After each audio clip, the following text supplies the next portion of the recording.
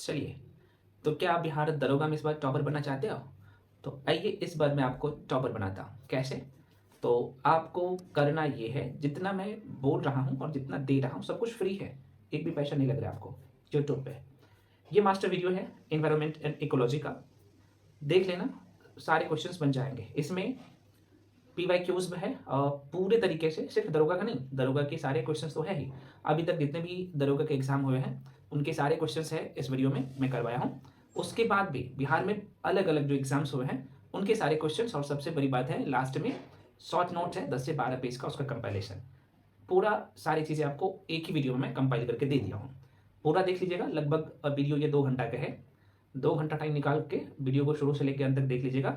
फिर आप कोई भी मॉक टेस्ट आप बनाइएगा ना, फिर आपको पता लगेगा कि हाँ मेरे सारे क्वेश्चंस बन रहे हैं, और 95% क्वेश्चन आपको पेपर में भी यहीं से दिखेगा। तो इसलिए ये जो सीरीज़ है आपके लिए सर्वोत्तम है, क्योंकि ये जो सीरीज़ डिज़ाइन किया हूँ PYQs के आधार पे। PYQs तो करवा ही रहा हूँ, इसमें शॉर्ट नोट्स भी है लास्ट में। तो पहले आप सारे क्वेश्चंस टॉपिक वाइज, और सबसे बड़ी बात है कि इन्वायरमेंट का कौन कौन से टॉपिक आपको कंप्लीट करना है वो स्टार्टिंग में ही मैं बता दिया हूँ कि ये टॉपिक हम लोग पढ़ने वाले हैं, यहाँ से क्वेश्चंस आते हैं। उसके बाद सारे सेक्शन आपका इन्वायरमेंट में करवाऊंगा, इंडियन ज्योग्राफी करवाऊंगा, वर्ल्ड ज्योग्राफी करवाऊंगा, हिस्ट्री का चारों सेक्शन, एंसेंट, मेडिबल, मॉडर्न। उसके बाद आप लोगों को साइंस में physics, chemistry, bio, science and tech भी कंप्लीट करवाऊंगा, पॉलिटी भी, सारे सेक्शन, इवन करंट अफेयर्स भी, बिहार स्पेशल भी। तो ये सीरीज में आपको मिलने वाला है। तो वीडियो को शुरू से लेकर अंत तक जरूर देखिएगा। और आप लोग क्या करिए, हम आपके लिए इतनी मेहनत कर रहे हैं तो भाई हाँ छोटा सा काम करना है, वीडियो को लाइक कर देना है। तो पहला चैप्टर है आप लोगों का, आप यहाँ पे देख पा रहे हो इन्वायरमेंट एंड इकोसिस्टम, है ना, जो कि इसके सारे क्वेश्चंस हम लोग टॉपिक वाइज डिस्कस करने वाले हैं विद एक्सप्लेनेशन के साथ। दूसरा जो चैप्टर है आप लोग का ये है जैव विविधता, बायोडाइवर्सिटी से प्रश्न पूछता है। तो अगला चैप्टर है पर्यावरण संरक्षण, वैश्विक प्रयास। इतना इंपॉर्टेंट है कि मत पूछिए, इन्वायरमेंटल कंजर्वेशन और ग्लोबल इफोर्ट से क्वेश्चन भर भर के आते हैं, तो सारे क्वेश्चन हम लोग करने वाले हैं। उसके बाद राष्ट्रीय उद्यान, आप सबको पता है कितना इंपॉर्टेंट है, और वन्यजीव अभ्यारण्य के सारे क्वेश्चंस, है ना, नेशनल पार्क। एंड जो है वाइल्ड लाइफ, देखो ये जो सेक्शन है ना बहुत महत्वपूर्ण है, यहाँ से प्रश्न पूछता है। उसके बाद पोल्यूशन के जितने भी क्वेश्चन है प्रदूषण का उसे करने वाले हैं, ओजोन लेयर, ये सारे क्वेश्चन करने वाले हैं। उसके बाद हरित गृह प्रभाव और जलवायु परिवर्तन, ग्रीन हाउस इफेक्ट, और साथ में क्लाइमेट चेंज से प्रश्न जो आता है सारे क्वेश्चंस। वन्यजीव संरक्षण एवं प्रबंधन, विद लाइफ कंजर्वेशन एंड जो है मैनेजमेंट, बहुत इंपॉर्टेंट है, इसके सारे क्वेश्चंस। नेचुरल एनर्जी के सारे क्वेश्चंस हम लोग करने वाले हैं, प्राकृतिक ऊर्जा। और लास्ट में जो है ये लास्ट टॉपिक है, इसके बाहर क्वेश्चन नहीं जाता, मैं बार बार कह रहा हूँ, इसी टॉपिक से सारे क्वेश्चन आते हैं आपके पेपर में। पर्यावरण विविध, मतलब कि इन्वायरमेंट मिसलेनियस, जितने भी क्वेश्चन आते हैं सारे क्वेश्चन यहाँ से करने वाले हैं। तो पहला जो चैप्टर है आप लोगों का, मैं पुनः कर रहा हूँ, पहले हम लोग ऑब्जेक्टिव मतलब कि PYQs करेंगे। उसके बाद लास्ट में इसी नोट्स में मैं क्या किया हूँ, शॉर्ट नोट्स दे दिया हूँ ना, तो वहाँ से शॉर्ट नोट्स से रिवीजन कर लो, यहाँ से PYQs लगा लो, डिटेल एक्सप्लेनेशन के साथ सारी चीज़ें नहीं दिया हूँ। चलिए, तो पहला जो चैप्टर है आप लोग का पर्यावरण एवं जो है पारिस्थितिकी तंत्र, है ना, इन्वायरमेंट एंड जो है इकोसिस्टम। क्वेश्चन नंबर पहला है, क्वेश्चन कह रहा है कि निम्न में से कौन सा ये है कृत्रिम पारिस्थितिकी तंत्र, मतलब कि इकोसिस्टम, है ना, है आपके ऑप्शन के हिसाब से। तो आपके ऑप्शन में क्या है भाई, वन है, तालाब है, घास का मैदान है, और धान का मैदान है। तो देखो यहाँ पे कृत्रिम इकोसिस्टम का मतलब ही होता है मानव द्वारा जो निर्मित होता है, आप सबको पता होना चाहिए। तो यहाँ पे ऑप्शन के हिसाब से साफ साफ दिख रहा हो कि धान का मैदान क्या है भाई, ये कृत्रिम इकोसिस्टम है, पारिस्थितिकी तंत्र है। अब यहाँ से क्वेश्चन पूछता है कि सबसे पहले इकोसिस्टम शब्द का प्रयोग किसने किया था। तो मैं यहाँ पे मेंशन कर देता हूँ, एक व्यक्ति का नाम ध्यान रखना, और इसका नाम है AG, है ना, AG टांसले इसका नाम है भाई, यहाँ पे लिख ही देता हूँ, टांसले इसका नाम है। और इन्होंने कब किया था, तो 1935 ईस्वी में सर्वप्रथम इकोसिस्टम शब्द का प्रयोग किया था। यहाँ से क्वेश्चन और बन सकता है कि आप बता दो कि ये जो मानव निर्मित इकोसिस्टम है, मतलब कि पारिस्थितिकी तंत्र है, इसमें क्या क्या आता है और क्या नहीं आता है ना। तो देखो भाई, ये जो आप देख पा रहे हो, वन हो गया, तालाब हो गया, घास का मैदान हो गया, ये सब क्या है, तो ये प्राकृतिक इकोसिस्टम है, लेकिन मतलब कि नेचुरल इकोसिस्टम है ये। लेकिन कृत्रिम की मैं बात कर रहा हूँ, मानव निर्मित की मैं बात कर लो, तो इसमें क्या क्या आता है। तो यहाँ से ऑप्शन में कौन कौन सा पॉइंट्स देगा ध्यान रखना। जैसे आप लोग का बांध हो गया है ना, हम लोग बांध बना के क्या करते हैं, पानी को रोकते हैं, ये क्या है, तो कृत्रिम जो है मानव निर्मित ये इकोसिस्टम है। आपका उद्यान पार्क जो हो गया, दूसरे नंबर पे ध्यान रखना, आप लोग का उद्यान पार्क जो हो गया ये भी है। उसके बाद यहाँ से प्रश्न पूछता है, जैसे चिड़ियाघर हो गया, है ना, यहाँ पे लोग गलती करते हैं। तो चिड़ियाघर भी क्या है भाई, तो ये क्या है, तो आप कहेंगे सर यह भी कृत्रिम जो है इकोसिस्टम है, पारिस्थितिकी तंत्र है। चौथा यहाँ पे ध्यान रख लीजिएगा, धान का मैदान, मछली का घर, तो ये सब क्या है, सब का सब कृत्रिम मतलब कि मानव निर्मित जो है पारिस्थितिकी तंत्र है, इकोसिस्टम है। बस इतना ध्यान रखना, काम हो जाएगा।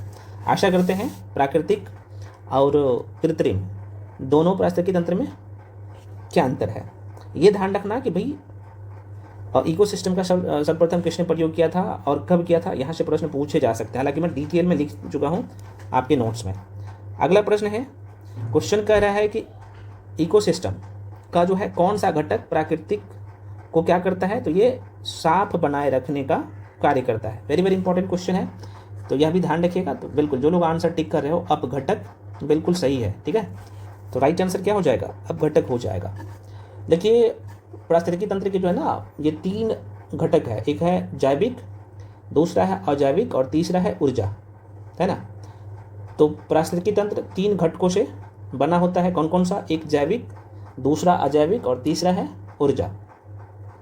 अब यहाँ पे जैविक घटक में देखा जाए तो इसमें 3 घटक है, एक है उत्पादक, दूसरा है उपभोक्ता और तीसरा है अपघटनकर्ता। ये प्रश्न पूछता है और डिटेल में आप लोगों के जो नोट्स हैं मैं मेंशन कर दिया हूँ। तो फ्रेंड्स, बहुत सारे फ्रेंड्स का मैं देख रहा था कि उनके मन में ये डाउट था कि सर ये जो क्विक रिवीजन सीरीज आप लेके आए हैं बिहार दरोगा के लिए स्पेशली, इसे हमें ज्वाइन कैसे करना है, हमें क्या क्या मिलेगा। मैं थोड़ा सा आपको बता देता हूँ, बहुत कम टाइम लूँगा। देखो इसमें 200+ टॉपिक में कवर करवा रहा हूँ और सबसे बड़ी बात है कि आप यहाँ पर देख पा रहे हो geography, history, polity, Indian economy, environment, science and tech, biology, physics, chemistry, current affairs, Bihar special, ये सारे सब्जेक्ट का पहली बात आपको क्या मिलता है, तो शॉर्ट नोट्स मिल रहा है, साथ में टॉपिक वाइज PYQs मिल रहा है डिटेल एनालिसिस के साथ।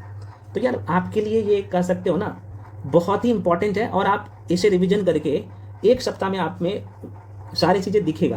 तो जो लोग ज्वाइन करना चाहते हो कर सकते हो।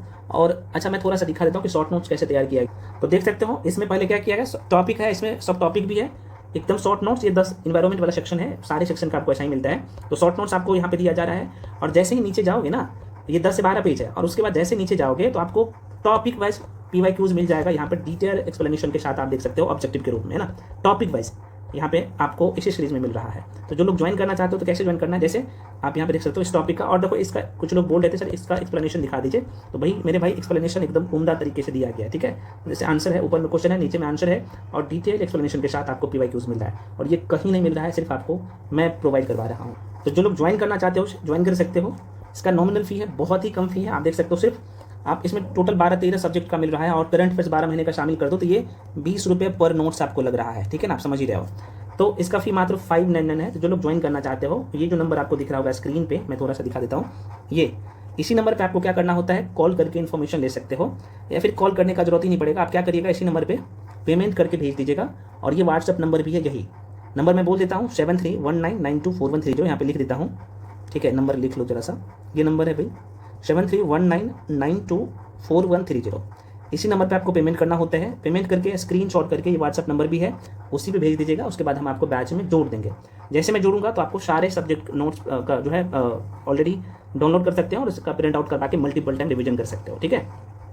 अच्छा, जो लोग फाउंडेशन बैच में आना चाहते हो, आपको लगता है कि मुझे सारी चीज़ें एकदम जीरो से पढ़ना है, तो भाई आप इस बैच में आ सकते हो। डिटेल में पढ़ाया गया है और इतना टाइम है कि आराम से इसे कवर कर सकते हो अभी, क्योंकि बहुत ज़्यादा वीडियो नहीं है इसमें भी। तो इसका फी मात्र जो है 1099 है। इन्फॉर्मेशन नंबर वही है 7319924130, इस नंबर पे कॉल करके इन्फॉर्मेशन ले सकते हो। कुछ फ्रेंड्स बोले थे टेस्ट सीरीज के लिए, भाई देखो 8 रुपया पर टेस्ट आपको लग रहा है, 50 फुल लेंथ टेस्ट है, और इसका फी 499 नहीं बल्कि 399 कर दिया हूँ। जो लोग ज्वाइन करना चाहते हो नंबर वही है, इसमें आपको 50 टेस्ट विद एक्सप्लेनेशन के साथ मिल रहा है, ठीक है। तो जो लोग ज्वाइन करना चाहते हो भाई, एक प्लेटफॉर्म पे आपको सारी चीज़ें मिल रहा है, तो अब इससे बेहतर क्या चाहिए बताओ। तो चलिए बढ़ते हैं क्वेश्चन की तरफ, और आइए 1 to 1 सारे क्वेश्चन को करते हैं। चलो अगला क्वेश्चन है, क्वेश्चन नंबर 3, खाद्य श्रृंखला का प्रथम पोषण स्तर निर्मित होता है। तो आसान सा क्वेश्चन है, जो लोग आंसर टिक कर रहे हो ए बिल्कुल सही है, इज द राइट आंसर। देखो यहाँ पे होता यह है कि खाद्य श्रृंखला का प्रथम पोषण स्तर स्वपोषी, या जिसे हम लोग उत्पादक कहते हैं, इनके द्वारा निर्मित होता है। प्रश्न पूछता है, ध्यान रखना, दोबारा कह रहा हूँ, खाद्य श्रृंखला का प्रथम पोषक स्तर जो है स्वपोषी, या फिर आप कह सकते हो स्वपोषी, या फिर आप कह सकते हो उत्पादक द्वारा निर्मित होता है। तो एक खाद्य श्रृंखला यह दर्शाती है कि कैसे ऊर्जा सूर्य से उत्पादकों तक, किससे, सूर्य से उत्पादकों तक, और उत्पादकों से उपभोक्ता तक जो है, और उपभोक्ता से कहाँ तक, तो कवक तक क्या करता है, ये जाता है। प्रश्न पूछता है, तो यहाँ से प्रश्न एक और पूछता है कि अपघटनकर्ता तक एक पोषण स्तर से दूसरे पोषण स्तर तक कैसे जाता है, तो इसी क्वेश्चन को घुमा के पूछ देगा। तो यहाँ से ध्यान रखना, ये उत्पादक द्वारा हो जाएगा, है ना। तो ये मल्टीपल टाइम रिवीजन कर लेना। मैं पुनः कह रहा हूँ कि इसका जो कंप्लीट नोट्स है मैं दे चुका हूँ आप लोगों को। चलिए बढ़ते हैं अगले क्वेश्चन पे। नेक्स्ट क्वेश्चन है, एक परितंत्र में सभी हरे, ये चौथा नंबर का क्वेश्चन है, माइंड में रखिएगा मैं क्या बोल रहा हूँ। एक परितंत्र में सभी हरे पौधे एवं नील हरित शैवाल जिनमें क्या है भाई, प्रकाश संश्लेषण की क्षमता होती है, वे आते हैं कौन से वर्ग में। तो ये आप डाइस जो खाली जगह है ना भाई, इसमें कौन सा आएगा बताइएगा। और ऐसे क्वेश्चन देखो, चूंकि इन्वायरमेंट से लोग डरते हैं इसलिए क्योंकि इनका बेसिक सही नहीं होता है, और मैं बोल चुका हूँ कि भाई इन्वायरमेंट आपको कंप्लीट करना है, सिलेक्शन लेना है, तो ठीक है। तो बिल्कुल जो लोग आंसर टिक कर रहे हैं उत्पादक, बिल्कुल सही है। आंसर क्या हो जाएगा यहाँ पे, उत्पादक हो जाएगा। तो देखो एक परितंत्र में सभी, मैं बोल रहा हूँ एक परितंत्र में सभी हरे पौधे नील हरित शैवाल, ये क्या है, तो ये सब का सब उत्पादक श्रेणी में आता है।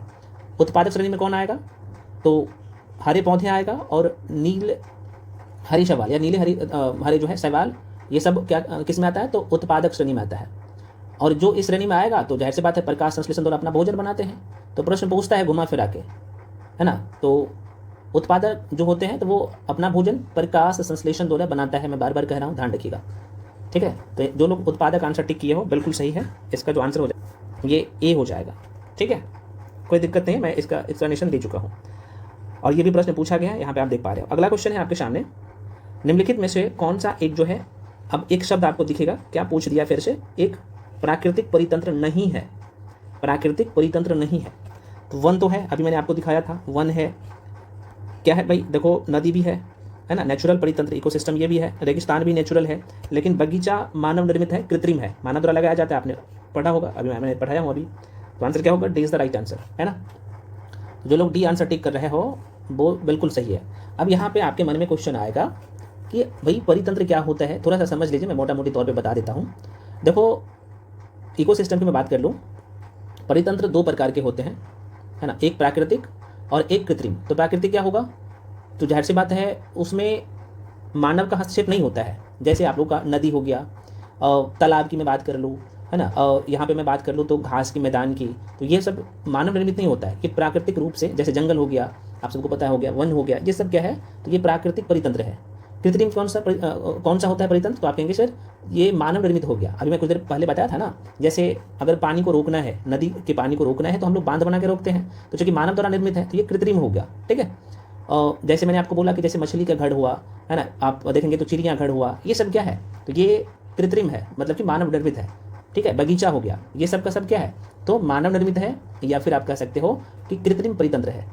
तो गलती मत करिएगा, आसान सा क्वेश्चन रहता है, बस आपको सोचना है और माइंड पे चीज़ों को रखना है, ठीक है। चलो अगला क्वेश्चन आपके सामने है, क्वेश्चन नंबर 6 कहता है, बताओ कितने लोग बताओगे कि एक परितंत्र में अपघटन की क्रिया को नियमित करने वाले कारक कौन सा है। अपघटन में बोल रहा हूँ, अपघटन, हाँ बिल्कुल, जो लोग आंसर डी टिक कर रहे हो ये सभी हो जाएगा। देखो भाई यहाँ पे क्या है, आपका ताप हो गया, मृदा में नमी हो गया, है ना, और ये अपघटन की प्रकृति, ये सभी का सभी क्या करता है, तो ये एक परितंत्र में अपघटन की क्रिया को नियमित करने वाले कारक है ना। तो आंसर क्या होगा, डी हो जाएगा, D is the right answer. चलो नेक्स्ट प्रश्न है आपके सामने कि निम्नलिखित में कौन सा एक प्राथमिक उपभोक्ता है। देखो भाई डिटेल में मैं पढ़ा चुका हूँ आपको फाउंडेशन बैच में, और ये क्वेश्चन गलत नहीं होना चाहिए। प्राथमिक उपभोक्ता कौन सा होता है और कौन कौन से जीव इसमें आता है, बताओ कितने लोग बता सकते हो। क्वेश्चन नंबर 7, हाँ जो लोग आंसर ए टिक कर रहे हो, बिल्कुल बकरी क्या है भाई, बकरी, ये बकरी है, अभी मैं समझाऊंगा आपको। तो बकरी इसका राइट आंसर हो जाएगा, बकरी जो है ये प्राथमिक उपभोक्ता है। अब आपके मन में क्वेश्चन आएगा कि भाई प्राथमिक उपभोक्ता होता क्या है, तो भाई सीधे तौर पे ये समझ लीजिए कि जो जीव पेड़ पौधे ना खाते हैं, है ना, सीधे तौर पर समझिए कि भाई प्राथमिक उपभोक्ता वे जीव होते हैं जो पौधा या पौधे के हिस्से को खाते हैं, ये क्या है, प्राथमिक उपभोक्ता। अब देखिएगा इसमें बकरी आ गया, खरगोश आ गया, है ना, ये सब का सब क्या है, गाय भी ध्यान रखिएगा प्राथमिक उपभोक्ता है। प्रश्न पूछता है क्योंकि बकरी घास खाती है, तो ऑलरेडी बकरी जो है ना, आपके ऑप्शन में बकरी दिया गया है, तो बकरी प्राथमिक उपभोक्ता है। द्वितीय उपभोक्ता कौन होगा भाई, तो जो प्राथमिक उपभोक्ता को खाता हो, तो प्राथमिक उपभोक्ता में कौन आया? जैसे जो घास खाते हैं तो आपने कहा बकरी हो गया, गाय हो गया, खरगोश हो गया, तो वो क्या है? प्राथमिक उपभोक्ता है। तो अब जैसे ऑप्शन में देता है सांप क्या है, तो ये सांप ऑलरेडी जो है ना मेढक को खाता है, और मेढक क्या खाता है? तो आप कहेंगे सर मेढक घास भी खाते हैं, है ना, और कीड़ा उड़ा को भी खाते हैं, तो कीड़ा जाहिर सी बात है घास उसको खाता है। प्रश्न पूछता है यहाँ पे घुमा फिरा के, तो गलती मत करिए। तो सांप जो है ना द्वितीय उपभोक्ता है, तो जो प्राथमिक उपभोक्ता को खाता हो वो द्वितीय उपभोक्ता हो गया, ठीक है। तो ध्यान रखिएगा प्रश्न। अब अच्छा यहाँ पे तृतीय उपभोक्ता भी पूछ लेता है कि इनमें से कौन जो है तृतीय उपभोक्ता के श्रेणी में आता है, तो जाहिर सी बात है जो द्वितीय उपभोक्ता को खाता हो, है ना। अब जैसे उल्लू हो गया, तो उल्लू आप देखेंगे तो वो सांप को भी खाता है, ऑप्शन में वही ऑप्शन भी देता है, तो उल्लू क्या हो गया? तो उल्लू ऑलरेडी आप सबको मैं बता दूं तृतीय उपभोक्ता है ना। तो ऐसे घुमा फिरा के प्रश्न पूछता है। मैं पुनः कर रहा हूँ, उसका डिटेल एक्सप्लेनेशन आपके ऑलरेडी बुकलेट में दे चुका हूँ। इसका राइट आंसर क्या होगा भाई? जो कि प्राथमिक उपभोक्ता पूछा था, तो आंसर क्या होगा? बिल्कुल ए हो जाएगा, ए इज द राइट आंसर। चलो भाई अगला क्वेश्चन है भाई। क्वेश्चन कहता है कि पारिस्थितिकी तंत्र इकोसिस्टम में किसका, तो देखो यहाँ पे ऊर्जा का प्राथमिक स्रोत क्या है? इकोसिस्टम में ऊर्जा का प्राथमिक स्रोत क्या है भाई? कितने लोग बता सकते हो? हाँ, ये आंख बंद करके आंसर टिक करना, सूर्य का प्रकाश, है ना। क्योंकि इकोसिस्टम में ऊर्जा का जो प्राथमिक स्रोत है वो सूर्य है। क्योंकि मैंने आपको जो ग्रह पढ़ाया था ज्योग्राफी में, मैंने आपको बोला था कि आप सबको पता है कि बर्डन टाइम में 8 ग्रह है, तो ग्रह के पास अपना जो है ऊर्जा और प्रकाश नहीं होता है, वो किससे प्राप्त करता है? तो सूर्य से प्राप्त करता है। और पृथ्वी क्या है भाई? एक ग्रह है, तो अपना जो प्रकाश है वो सूर्य से प्रकाश करेगा। प्रश्न पूछता है घुमा फिरा के, मैं बार बार कह रहा हूँ ऐसे क्वेश्चन आते हैं पेपर में, हालांकि आसान है। तो इकोसिस्टम में ऊर्जा का प्राथमिक जो स्रोत है क्या होगा भाई? सूर्य होगा, है ना, ध्यान रखिएगा। आंसर यहाँ पे मैं टिक कर दे रहा हूँ, आंसर ए हो जाएगा आप लोग का, ए इज द राइट आंसर। चलिए ये क्वेश्चन सभी लोग बनाइए। क्वेश्चन कह रहा है कि साइनोबैक्टीरिया एक परितंत्र में महत्वपूर्ण भूमिका अदा करते हैं क्योंकि वे क्या होता है भाई? बता दो। बिल्कुल, जो लोग टिक कर रहे हो कि वायुमंडलीय नाइट्रोजन को स्थिरीकरण करते हैं, ये बिल्कुल सही सुन रहे हो, वही करता है। तो आंसर क्या होगा भाई? इसका B is the right answer, ठीक है ना। तो जो लोग यहाँ पे बी टिक किए हो बिल्कुल सही टिक किए हो आंसर। क्योंकि देखो जीवाणु जो है ना हरित लवक रहित एक कोशिकीय या बहुकोशिकीय सूक्ष्म जीव होता है। अच्छा, इसका खोज कब किया था? यहाँ पे मैं डेट मेंशन कर देता हूँ, तो ध्यान रखिएगा। यह जो है 1600, ठीक है ना, 1676 ईस्वी में एंटोनी वॉन लीeuwenhoek ने इसका खोज किया था। प्रश्न पूछता है, और इसी कारण देखा जाए तो लीeuwenhoek को 1829 में, अच्छा एक क्वेश्चन यहाँ से और बनता है कि जीवाणु विज्ञान का पिता किसे कहा जाता है? तो लीeuwenhoek को कहा जाता है। और एहरेनबर्ग का नाम आपने जरूर सुना होगा, इन्होंने 1829 ईस्वी में इन्हें जीवाणु नाम दिया। तो जीवाणु नाम किसने दिया? जीवाणु का खोज किसने किया? ये दोनों क्वेश्चन घुमा फिरा के पूछता है, तो ध्यान रखना, है ना। चलिए बढ़ते हैं अगले क्वेश्चन पे। अगला क्वेश्चन आपके सामने, क्वेश्चन नंबर है 10वां, और क्वेश्चन कह रहा है कि एक परितंत्र में अपघटक कौन होते हैं? तो जाहिर सी बात है अपघटक कौन होगा? कवक और जीवाणु हो जाएगा, है ना। क्योंकि एक परितंत्र में अपघटकों को मृतपोषी, मैं एक शब्द बोल रहा हूँ, मृतपोषी भी कहते हैं। यह अधिकतर बैक्टीरिया मतलब कि जीवाणु और कवक होते हैं जो पौधे तथा जंतुओं के मृत शरीर के अवशेषों का क्या करता है? भक्षण करता है, खाता है, और उसे सरल कार्बनिक अथवा अकार्बनिक पदार्थों में अपघटित कर देते हैं। पोषक तत्वों के चक्रण में इनकी महत्वपूर्ण भूमिका भी होती है। तो ऐसे प्रश्न घुमा के पूछता है मेरे भाई, ध्यान रखना। तो आंसर क्या होगा इसका? आंसर हो जाएगा सी। चलो अगला क्वेश्चन आपके सामने है, एक परितंत्र में किस्टोन जाति का तात्पर्य क्या है? देखो यहाँ पे किस्टोन आप देख रहे हो, ये किस्टोन ही है, गलत मत करिएगा। इसका तात्पर्य क्या है? देखो एक जाति जो समुदाय में निम्न प्रचुरता में रहते हो परंतु समुदाय संरचना और कार्य में बड़ा प्रभाव लाती हो, उसे किस्टोन जाति कहा जाता है ना। तो मुझे पता है आप कुछ लोग यहाँ पे नए शब्द सुने होंगे क्योंकि आप इन्वायरमेंट पढ़ते नहीं हो, गलती मत करिएगा। ये क्वेश्चन पूछा गया, आप देख सकते हो, पुलिस अवर निरीक्षक एग्जाम में 2018 में सेकंड शिफ्ट में प्रश्न पूछा गया प्री एग्जाम में, है ना। और ऐसे क्वेश्चन आ जाता है तो आप लोग बोलते हैं सर कि क्वेश्चन कहाँ से एग्जाम में आ गया, हम तो पढ़े ही नहीं है। तो बाबू क्वेश्चन देखो कहाँ से पूछा गया है, तो आपको सारे टॉपिक को अच्छे से कवर करना है। इसलिए मैं बोल रहा हूँ कि PYQs अच्छे से कर लो ना यार, काम हो जाएगा। और जो शॉर्ट नोट्स देना है उसे मल्टीपल टाइम रिविजन कर लो। मॉक टेस्ट डेली लगो, आपको सिलेक्शन चाहिए तो इसका आंसर क्या हो जाएगा? सी हो जाएगा, है ना। देखो भाई यहाँ पे आंसर क्या होगा? ये सी टिक जो लोग किए हो यही इसका आंसर हो जाएगा, है ना। चलो अगला प्रश्न है ऊर्जा का स्तूप, जिसे हम लोग पिरामिड कहते हैं। तो ऊर्जा का पिरामिड होता है, एनर्जी का जो पिरामिड होता है, आप कह सकते हो ऊर्जा का पिरामिड होता है, कैसा होता है ये पूछ रहा है। तो हमेशा सीधा होता है। देखो इकोसिस्टम में देखा जाए ना, पारिस्थितिकी तंत्र में ऊर्जा का, एनर्जी का जो पिरामिड होता है हमेशा सीधा होता बनता है। क्योंकि ये सीधा इसलिए बनता है क्योंकि उत्पादकों से प्रत्येक मतलब कि प्रत्येक उपभोक्ता स्तर पर जो है ऊर्जा की कुछ मात्रा धीरे धीरे कम होती है या फिर धीरे धीरे कम होती जाती है, इसलिए ये हमेशा सीधा होता है, माइंड में रखिएगा। तो जो लोग आंसर बी टिक किए हो बिल्कुल सही है, B is the right answer. चलो अगला प्रश्न है आपके सामने। क्वेश्चन कहता है कि कौन खाद्य श्रृंखला का निर्माण करता है। अब देखो खाद्य श्रृंखला का निर्माण कौन करेगा, है ना। तो थोड़ा सा दिमाग लगाओगे तो ये क्वेश्चन आपसे बन जाएगा, है ना। हाँ देखो घास हो गया, घास को कौन खाता है, तो हिरन खाता है, हिरन को कौन खाता है, तो शेर खाता है। साफ साफ नजर आ रहा होगा आपको। अब यहीं पे कुछ लोग क्या करेंगे, पहले शेर को डाल देंगे, उनके मन में होगा भाई कि शेर हिरन को खाएगा, हिरन घास को खाएगा। लेकिन एक शब्द आपसे बोला है कि कौन खाद्य श्रृंखला है। तो खाद्य श्रृंखला में प्राथमिक उपभोक्ता, द्वितीय उपभोक्ता और तृतीय उपभोक्ता को ध्यान में रखा जाता है। तो जब तक आपको ये तीनों पता नहीं होगा तब तक आप ये क्वेश्चन सही नहीं कर सकते हो। तो इसका जो आंसर होगा ना भाई, इसका आंसर हो जाएगा सी इज द राइट आंसर। घास को कौन खाएगा, तो हिरन खाएगा, हिरन को कौन खाएगा, तो शेर खाएगा। तो यही है खाद्य श्रृंखला का निर्माण करता है। मैं डिटेल में इसके बारे में बता चुका हूँ, है ना। जैसे घास हो गया, बकरी हो गया, मनुष्य हो गया, ऐसे भी ऑप्शन देता है। तो घास, इसमें देखो घास को बकरी खाएगा, बकरी को मनुष्य खाता है। तो घास की मैं बात कर लूँ तो ये उत्पादक है, और प्राथमिक इसमें उपभोक्ता कौन हो गया, तो बकरी हो गया जो कि घास को खाता है। और मैंने बोला जो प्राथमिक उपभोक्ता को खाता है वो द्वितीय उपभोक्ता हुआ, है ना। यहीं से तो क्वेश्चन पूछता है, गलती मत करिएगा।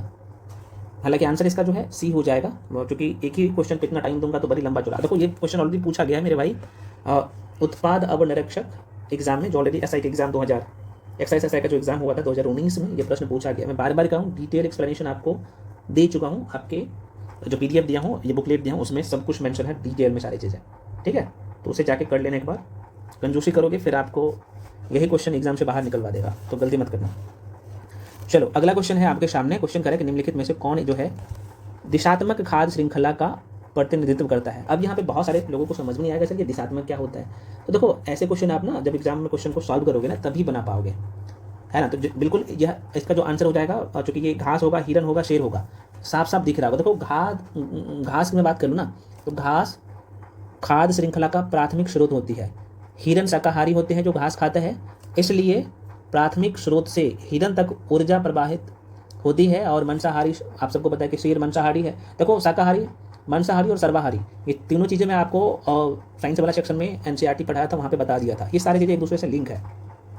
तो इसका आंसर क्या होगा, घास। यहाँ पे आंसर मैं टिक कर दे रहा हूँ भाई, नहीं तो मैं आंसर टिक करना ही भूल जाता हूँ। देखो घास, हिरन और शेर हो जाएगा इसका राइट आंसर, ध्यान रखिएगा, है ना। क्योंकि एक खाद्य श्रृंखला ऊर्जा के प्रवाह का एक रैखिक जाल है, और खाद्य श्रृंखला का प्रत्येक स्तर एक विविध पोषण स्तर का प्रतिनिधित्व करता है, ये भी ध्यान रखना। चलो भाई नेक्स्ट क्वेश्चन आपके सामने। क्वेश्चन है कि इकोसिस्टम के दो संघटक होते हैं जो है, देखो ये क्वेश्चन रिपीट हो गया है, तो बिल्कुल जीव और मतलब कि जीव और अजीब होगा, है ना। अब यहाँ पे एक शब्द, जैसे अजीब शब्द देखेगा तो लोग परेशान हो जाएंगे भाई ये क्या है। तो मेरे भाई जीव जगत आप सबको पता है, इसमें सारे जीव जंतु आते हैं। जैसे आपका पेड़ पौधा हो गया, छोटे छोटे बैक्टीरिया हो गया, कवक हो गया, ये सब जीव जगत में आते हैं, इन्हें जीव जगत कह सकते हैं। इसमें प्रजनन होगा, वृद्धि होगा, है ना। इसे भोजन की आवश्यकता होती है। देखो ऐसे तो जीव जगत को हम लोग 3 वर्गों में बांट के पढ़ते हैं, उत्पादक, उपभोक्ता, अपघटक, या फिर वियोजक जिसे कहते हैं। अजैविक, और यहाँ पे एक शब्द आपने देखा कौन सा, अजीब, जिसे हम लोग अजैविक घटक कहते हैं। तो अजैविक घटक में कौन आता है, यहाँ पे जो अजीब देख रहे हैं, अजीब जैसे अजैविक घटक कहते हैं ना, वो है। तो इनमें रासायनिक पदार्थ, या फिर आप बोल सकते हो कि मृत पदार्थ हो, जैसे आप लोग का मृदा हो गया। अजैविक घटक क्या कौन कौन सा हुआ, तो जैविक घटक में ऐसे बोल सकते हो भाई जिसमें जान हो, ऐसे ध्यान रखना। अजैविक घटक में जिसमें जान ना हो, है ना। जैसे अजैविक घटक में, अजीब में क्या हो जाएगा, मृदा हो गया, मतलब मिट्टी, मृदा मतलब मिट्टी, जल हो गया, वायु हो गया, प्रकाश ऊर्जा हो गया, कार्बन हो गया, नाइट्रोजन हुआ। ये सब क्या है, इसमें भाई सांस नहीं ले सकते हो, है ना। ये इसमें पोषण की आवश्यकता नहीं होती है, ये अजैविक घटक है, ये अजीब कह सकते हो। तो क्वेश्चन तो पूछा था कि परितंत्र के 2 संघटक होते हैं, तो परितंत्र में 2 ही संघटक है, एक तो अजैविक घटक, दूसरा जैविक घटक। तो जैविक घटक में मैं बार बार कह रहा हूँ, जीव जगत में क्या होगा, तो आप कहेंगे जिसमें जान होगा, ध्यान रखना, बस सिंपल सी बात है, जिसमें प्रजनन करने की क्षमता होगी, है ना। अजैविक घटक में क्या होगा, इसमें प्रजनन की क्षमता नहीं होती है, एग्जाम्पल के तौर पे ध्यान रखना, मृदा, जल, वायु, प्रकाश, ऊर्जा, कार्बन हो गया, नाइट्रोजन हो गया, जितने भी गैसेज है वो सब का सब आजादी घटक में आता है। बस इतना ध्यान रखना। देखो भौतिक परिवर्तन और रासायनिक परिवर्तन मैंने पढ़ाया था केमिस्ट्री वाली क्लास में, तो वो भी देखो एक दूसरे से लिंक है सब। चलो यार बहुत ज़्यादा टाइम ले लेता हूँ। अगला क्वेश्चन है आपके सामने, निम्नलिखित में से क्या एक कृत्रिम पारिस्थितिकी तंत्र का उदाहरण है, बताओ।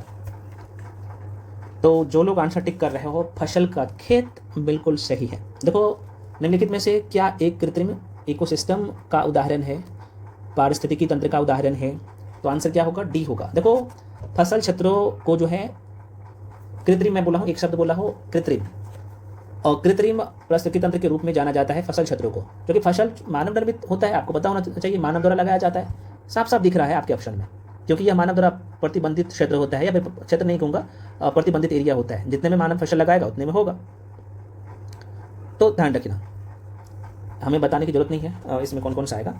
तो ऑप्शन में बाकी था, दूसरा क्या है, झील है, वन है, तालाब है, ये सब क्या है, सबका सब जाहिर सी बात है भाई नेचुरल, मतलब कि आप कह सकते हो प्राकृतिक परितंत्र है, और ये कृत्रिम परितंत्र का उदाहरण पूछा था। तो कृत्रिम का मतलब होता है कि मानव निर्मित, तो आंसर क्या होगा भाई, डी होगा। और ये क्वेश्चन 2020 में देखो दरोगा के एग्जाम में, प्री एग्जाम में पूछा है। अगला क्वेश्चन है, ऐसी समशिष्ट पारस्परिक क्रिया जिसमें एक जाति को लाभ होता हो और दूसरी जाति को न तो लाभ होता हो और न हानि, उसे क्या कहते हैं। देखो कितना अच्छा क्वेश्चन है। तो जैसी बात है, जो लोग आंसर डिक कर रहे हो, सहभोजिता हम लोग इसे कहते हैं। तो जो कि सहभोजिता अलग अलग जाति के दो जीवों में ऐसा आपसी सहजीवी होता है जिसमें एक जाति को दूसरी जाति से लाभ हो, लेकिन दूसरी जाति को पहली जाति से कोई लाभ ना हो और ना कोई हानि हो।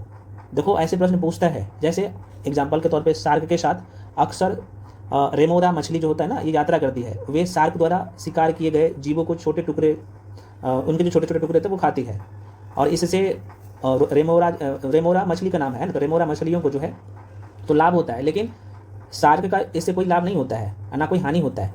तो इस तरीके से प्रश्न पूछता है। तो सहभोजिता का ध्यान देखो, नाम से ही पता चल रहा होगा सहभोजिता है ना, तो आंसर क्या होगा भाई, डी। और ये सब मैं पढ़ा चुका हूँ, और इसका एक्सप्लेनेशन ऑलरेडी आपको मिल जाएगा इस बैच में। चलो अगला क्वेश्चन आपके सामने है भाई। क्वेश्चन है कि एक खास श्रृंखला में निम्नलिखित में सर्वाधिक संख्या किसकी होती है। देखो ना आ गया, तो भाई सर्वाधिक संख्या किसका होगा, प्राथमिक उपभोक्ता का, नाम से पता चल रहा होगा। तो आंसर यहाँ पे देख लो, ऑप्शन बी में है, तो बी इसका राइट आंसर हो जाएगा। अच्छा, ये क्वेश्चन थोड़ा सा घुमा के पूछा है, देख लीजिएगा। क्वेश्चन करे कि एक खास श्रृंखला में निम्नलिखित में सर्वाधिक संख्या पूछा है, किसकी होती है, तो इसका आंसर हो जाएगा भाई अपघटक हो जाएगा, डी हो जाएगा। देखो एक खास श्रृंखला में अपघटक की संख्या सर्वाधिक होती है, सबसे ज़्यादा होता है, क्योंकि अपघटक में जीवाणु, कवक और विभिन्न सूक्ष्मजीव शामिल होते हैं। ये प्रश्न पूछता है तो ध्यान रखिएगा, यहाँ से क्वेश्चन पूछ देता है, तो इसका आंसर हो जाएगा डी। अगला क्वेश्चन है भाई, खास श्रृंखला के जो है इंटरलॉकिंग पैटर्न को क्या कहा जाता है। देखो एक शब्द है इंटरलॉकिंग पैटर्न को क्या कहा जाता है खास श्रृंखला में। हाँ अब देखो ये दरोगा के एग्जाम में प्रश्न पूछा गया है ना, तो बिल्कुल इसका यहाँ पे खाद्य जाल हो जाएगा ना, तो खाद्य जाल इसका आंसर हो जाएगा सी इज़ द राइट आंसर। किसी परितंत्र में प्रतिदिन होने वाली विभिन्न आहार श्रृंखलाओं के आपस में संबंध होने से बने जाल को खाद्य जाल कहते हैं। खाद्य जाल पौधे से आरंभ होता है और मांसाहारी पर समाप्त होता है। ये बेसिक बातें आपको पता होना चाहिए, नहीं पता है तो मैं बता रहा हूँ, ध्यान में रख लीजिएगा। तो खाद्य श्रृंखलाओं के इंटरलॉकिंग पैटर्न को खाद्य जाल कहा जाता है ना। आसान क्वेश्चन तो अभी मैं बता दिया हूँ तो आपको आसान लगेगा, इसलिए मैं कह रहा हूँ कि ये सारे वीडियो मल्टीपल। देखो ये बिहार दरोगा में पूछा गया क्वेश्चन है। नेक्स्ट है, निम्नलिखित में कौन एक जो है प्राथमिक उपभोक्ता है, बताओ कौन है प्राथमिक उपभोक्ता। अब आपको पता चल गया होगा भाई प्राथमिक उपभोक्ता कौन होगा। देखो घास उस क्या हो गया, ये उत्पादक हो गया, लेकिन प्राथमिक उपभोक्ता जो घास खाता हो वो हो गया, मैं बताया था ना। तो ऑप्शन में दिख रहा होगा हिरन, ठीक है, और पादप उत्पादक है, ठीक है, तो हिरन इसका राइट आंसर हो जाएगा मेरे भाई। मुझे पता है आप सभी लोग समझदार धीरे धीरे बनते जा रहे हो। अगला क्वेश्चन है, निम्नलिखित में कौन सा जो है एक स्वपोषी घटक नहीं है। स्वपोषी मैं बोल रहा हूँ घटक नहीं है, तो आपके जो ऑप्शन में दिख रहा होगा अपघटक, क्योंकि अपघटक जो होते हैं ना स्वपोषी घटक नहीं होते हैं। ये मृत जीवी और कार्बनिक पदार्थ का जैव निम्नीकरण करके सरल यौगिक में कन्वर्ट करते हैं और अपने जीवन यापन के लिए उन पर निर्भर रहते हैं, है ना। तो ध्यान रखना। और ये पर्यावरण के एक जो है सफाई प्रतिनिधि के रूप में कार्य करते हैं अपघटक। बाकी हरे पौधे हो गया, नील हरित शैवाल हो गया, प्रकाश संश्लेषी जीवाणु हो गया, यह स्वपोषी घटक है। लेकिन अपघटक क्या है भाई, ये स्वपोषी घटक नहीं है। तो ऐसे ऐसे क्वेश्चन पूछता है, तो आंसर क्या होगा, सी होगा। चलो अगला क्वेश्चन है, निम्नलिखित में से कौन सा एक पारिस्थितिकी तंत्र पर जो है मानव का प्रतिकूल प्रभाव नहीं है। देखो नहीं पूछा है, तो इसका आंसर जो लोग यहाँ पे टिक कर रहे हो सी, सामाजिक वानिकी बिल्कुल सही है। अब देखो नाम से पता चल रहा होगा, क्वेश्चन को थोड़ा सा अच्छे से पढ़ोगे तो आंसर इसमें छिपा हुआ है। तो मानव के द्वारा अपनाई गई सामाजिक वानिकी का पर्यावरण इकोसिस्टम है ना, पर्यावरण इन्वायरमेंट इकोसिस्टम, पर्यावरण पारिस्थितिकी तंत्र पर जो है प्रतिकूल प्रभाव नहीं है। और सामाजिक वानिकी से तात्पर्य है कि पर्यावरण सामाजिक व ग्रामीण विकास के उद्देश्य से वनों का रोपण हो गया, संरक्षण हो गया, प्रबंधन हो गया, भूमि पर वृक्षारोपण से है। तो ये शब्द बहुत इंपॉर्टेंट है, वानिकी से तात्पर्य है, ठीक है। तो आंसर क्या होगा भाई, इसका सी हो जाएगा। अगला क्वेश्चन है, किसी झील के, मैं एक शब्द यहाँ पे मेंशन किया हूँ जो कि ऑलरेडी एग्जाम में पूछा गया क्वेश्चन है। तो लिटोरल जोन में जो है, लिटोरल जोन में किस प्रकार के पौधे होते हैं, लिटोरल जोन की मैं बात कर रहा हूँ। तो इसका आंसर ए हो जाएगा, किनारे पर पौधा, जिसे हम लोग लिटोरल जोन कहते हैं। देखो किसी भी जल निकाय के किनारे के क्षेत्र में लिटोरल जोन के रूप में नामित किया जाता है। और यह जोन जल निकाय या फिर झील के किनारे पानी का वह हिस्सा है जिसमें आंशिक रूप से जल में डूबे हुए पौधे पाए जाते हैं।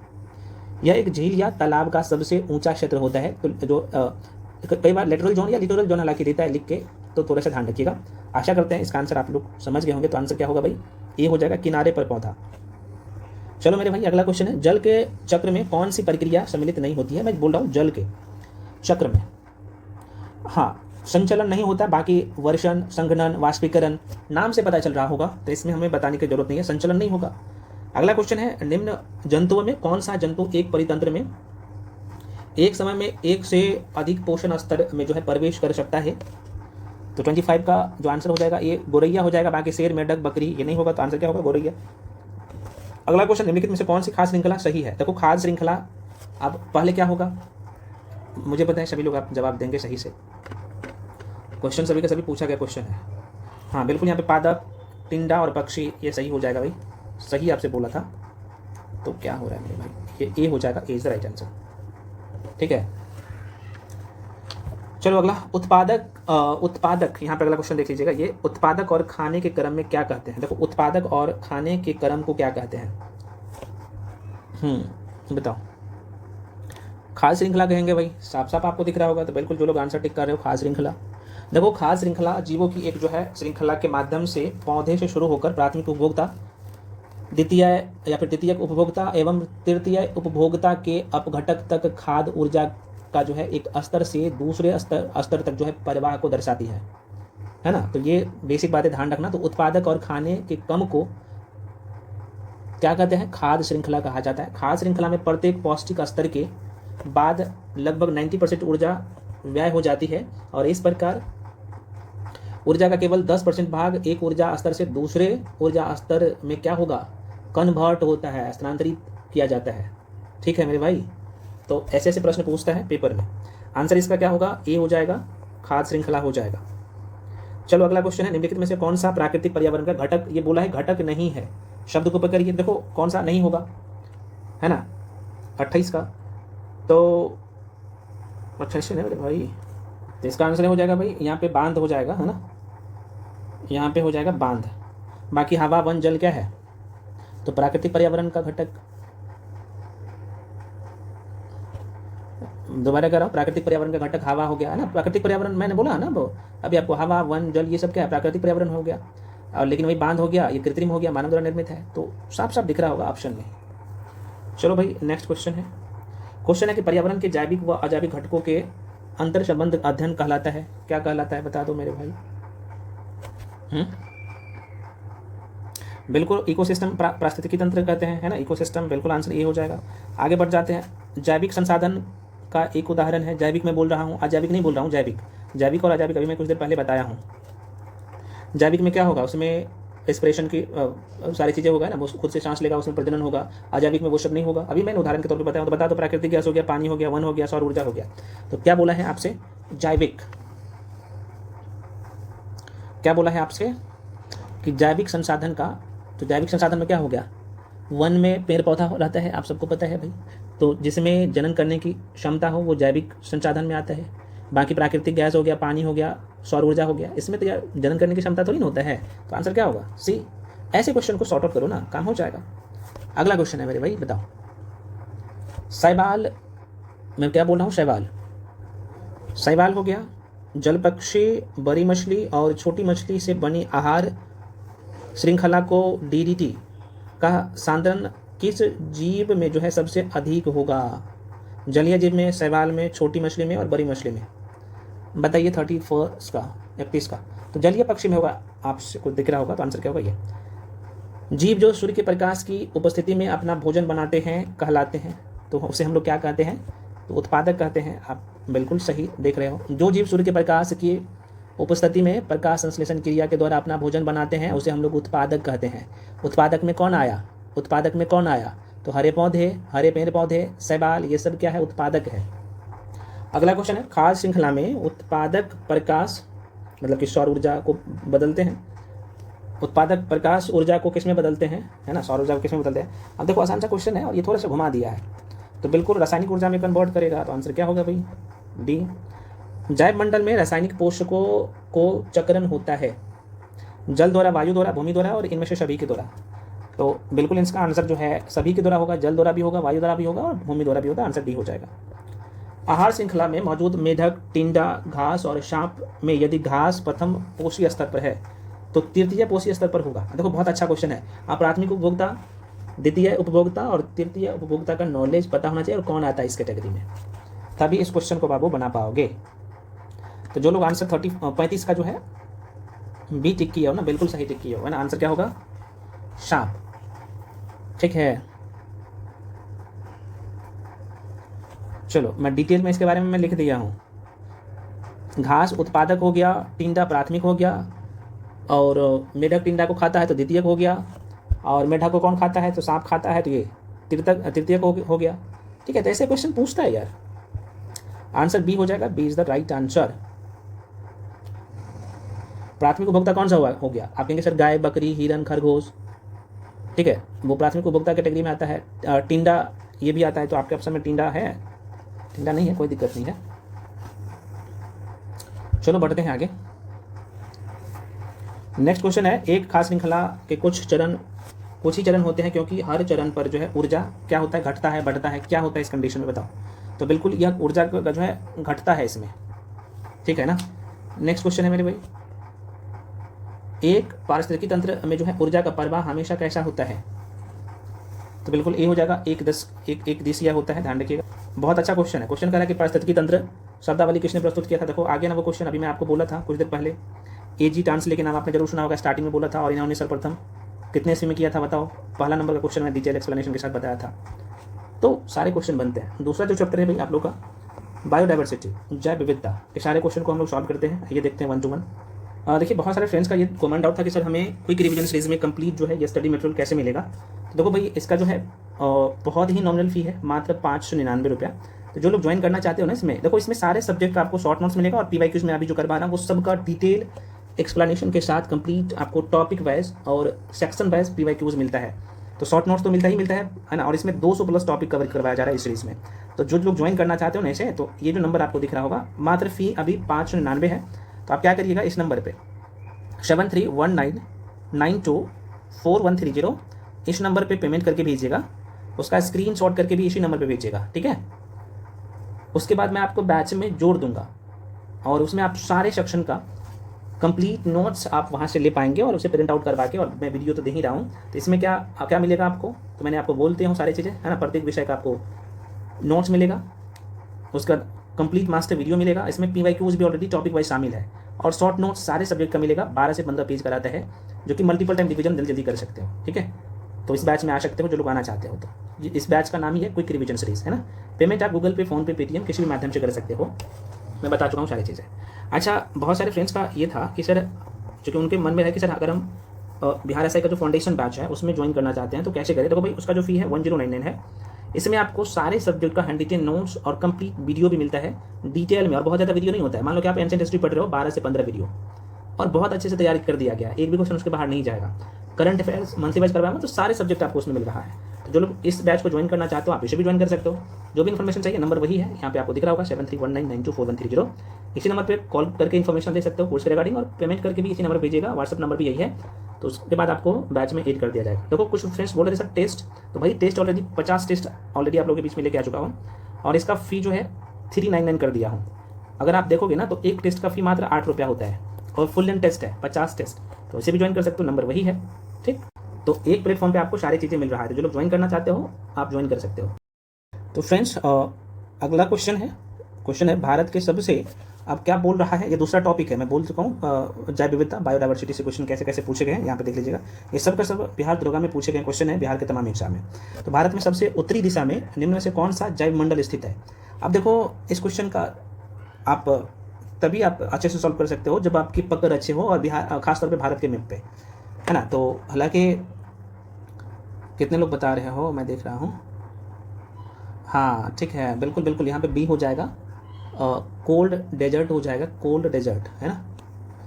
ये कौन से क्षेत्र में बोला है, देखो भाई यहाँ पे थोड़ा सा डायग्राम बनाओगे ना, ये सब मैं ज्योग्राफी में बहुत कायदे से पढ़ा चुका हूँ आप लोगों को फाउंडेशन बैच में, ठीक है ना। यहाँ पे अगर आप मैप देखोगे मेरे भाई, और क्या बोला है, देखो उत्तरी दिशा में, तो भाई कोल्ड डेजर्ट यहाँ पे है जम्मू और कश्मीर में, कुछ हिमाचल का भी एरिया है भाई, है ना। तो वर्तमान में भारत में देखा जाए, भारत में वर्तमान समय में 18 जो है संरक्षित जैव मंडल स्थित है, जिसमें नंदा देवी जैव मंडल की स्थापना 1988 में हुई है, और कोल्ड डेजर्ट जैव मंडल जो कि हिमाचल प्रदेश में है, मैं बोल चुका हूँ, दोबारा ध्यान रखना, ये यहाँ पे हिमाचल प्रदेश में कोल्ड डेजर्ट जैव मंडल हिमाचल प्रदेश में, जो कि भारत के सबसे उत्तरी दिशा में स्थित है। मानस असम में है, मानस असम में, और सिमलीपाल उड़ीसा में है। तो मैं बता दूँ क्या, देखो भाई नंदा देवी तो आप सबको पता ही है, और ये हिमाचल प्रदेश में एचपी में है कोल्ड, और मानस असम में है, ये ध्यान रखना कोल्ड, और सिमलीपाल की बात कर लो तो ये उड़ीसा में है, ये पूछता है ध्यान रखना।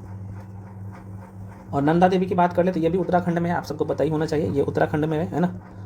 तो इस तरीके से ये प्रश्न पूछता है, तो आंसर इसका क्या होगा भाई, बी होगा।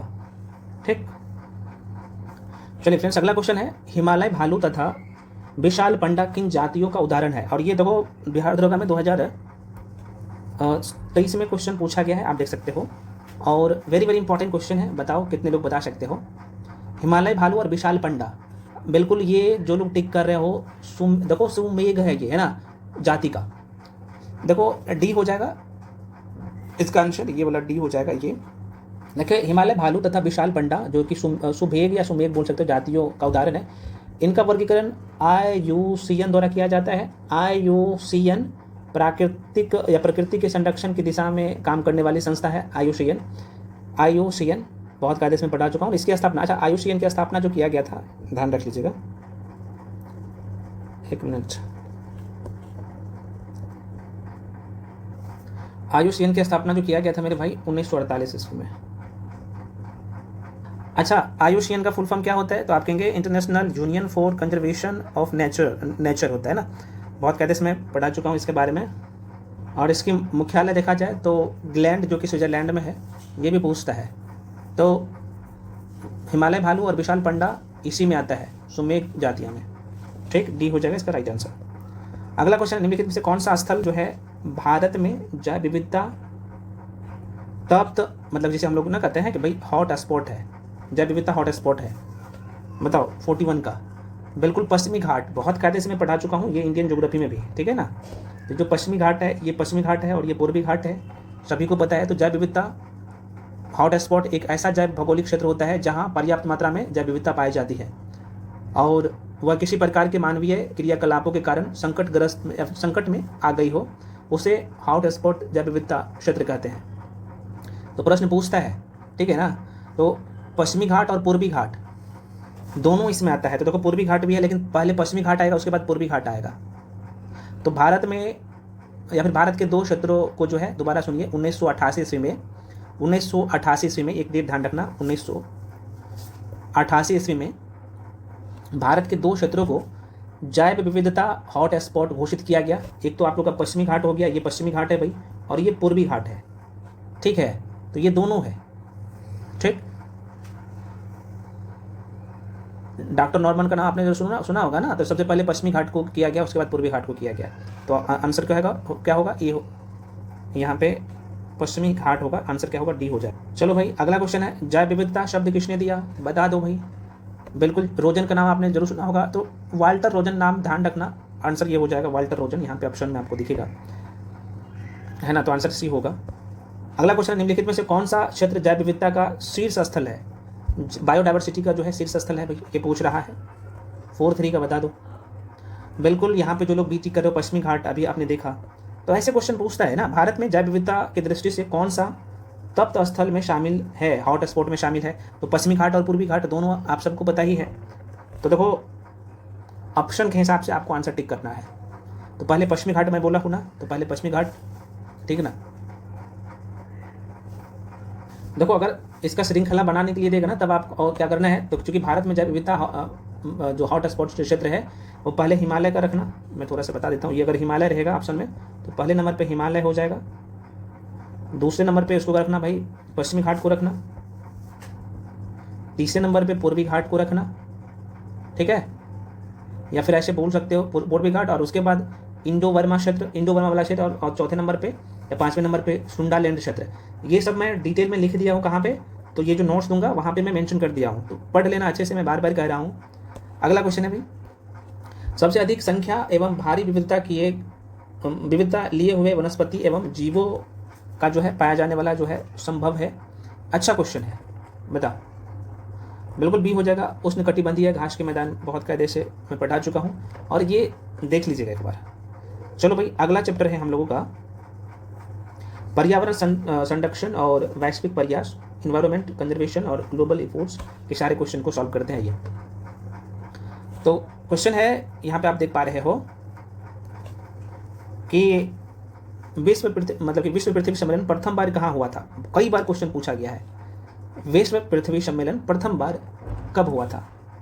ऑप्शन है आपके सामने, देख सॉरी कहाँ हुआ था ये पूछा है, हालांकि मैं डेट भी बता दूंगा और कब हुआ था ये भी बता दूंगा। पहले आप बताओ, तो जो लोग आंसर रियो टिक कर रहे हो, बिल्कुल सही टिक कर रहे हो, यही आंसर हो जाएगा।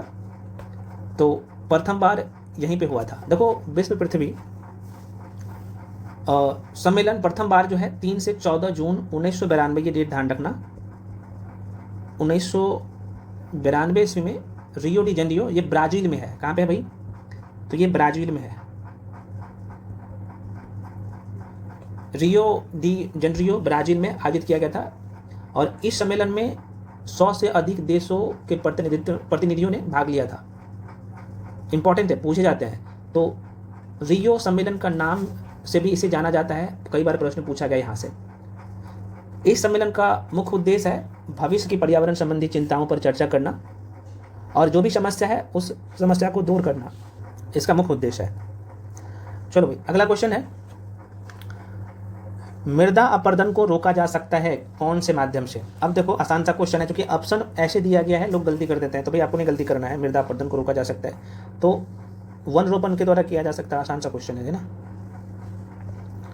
चलो भाई, अगला प्रश्न पे, जैव क्षत्रिय भंडारों की स्थापना का सर्वाधिक महत्वपूर्ण उद्देश्य है, क्या है बताओ? 48 का। तो बिल्कुल जो लोग सी टिक कर रहे हो, वन उत्पादन का अनुकूलतम प्रयोग, है ना। तो आंसर क्या होगा? डी।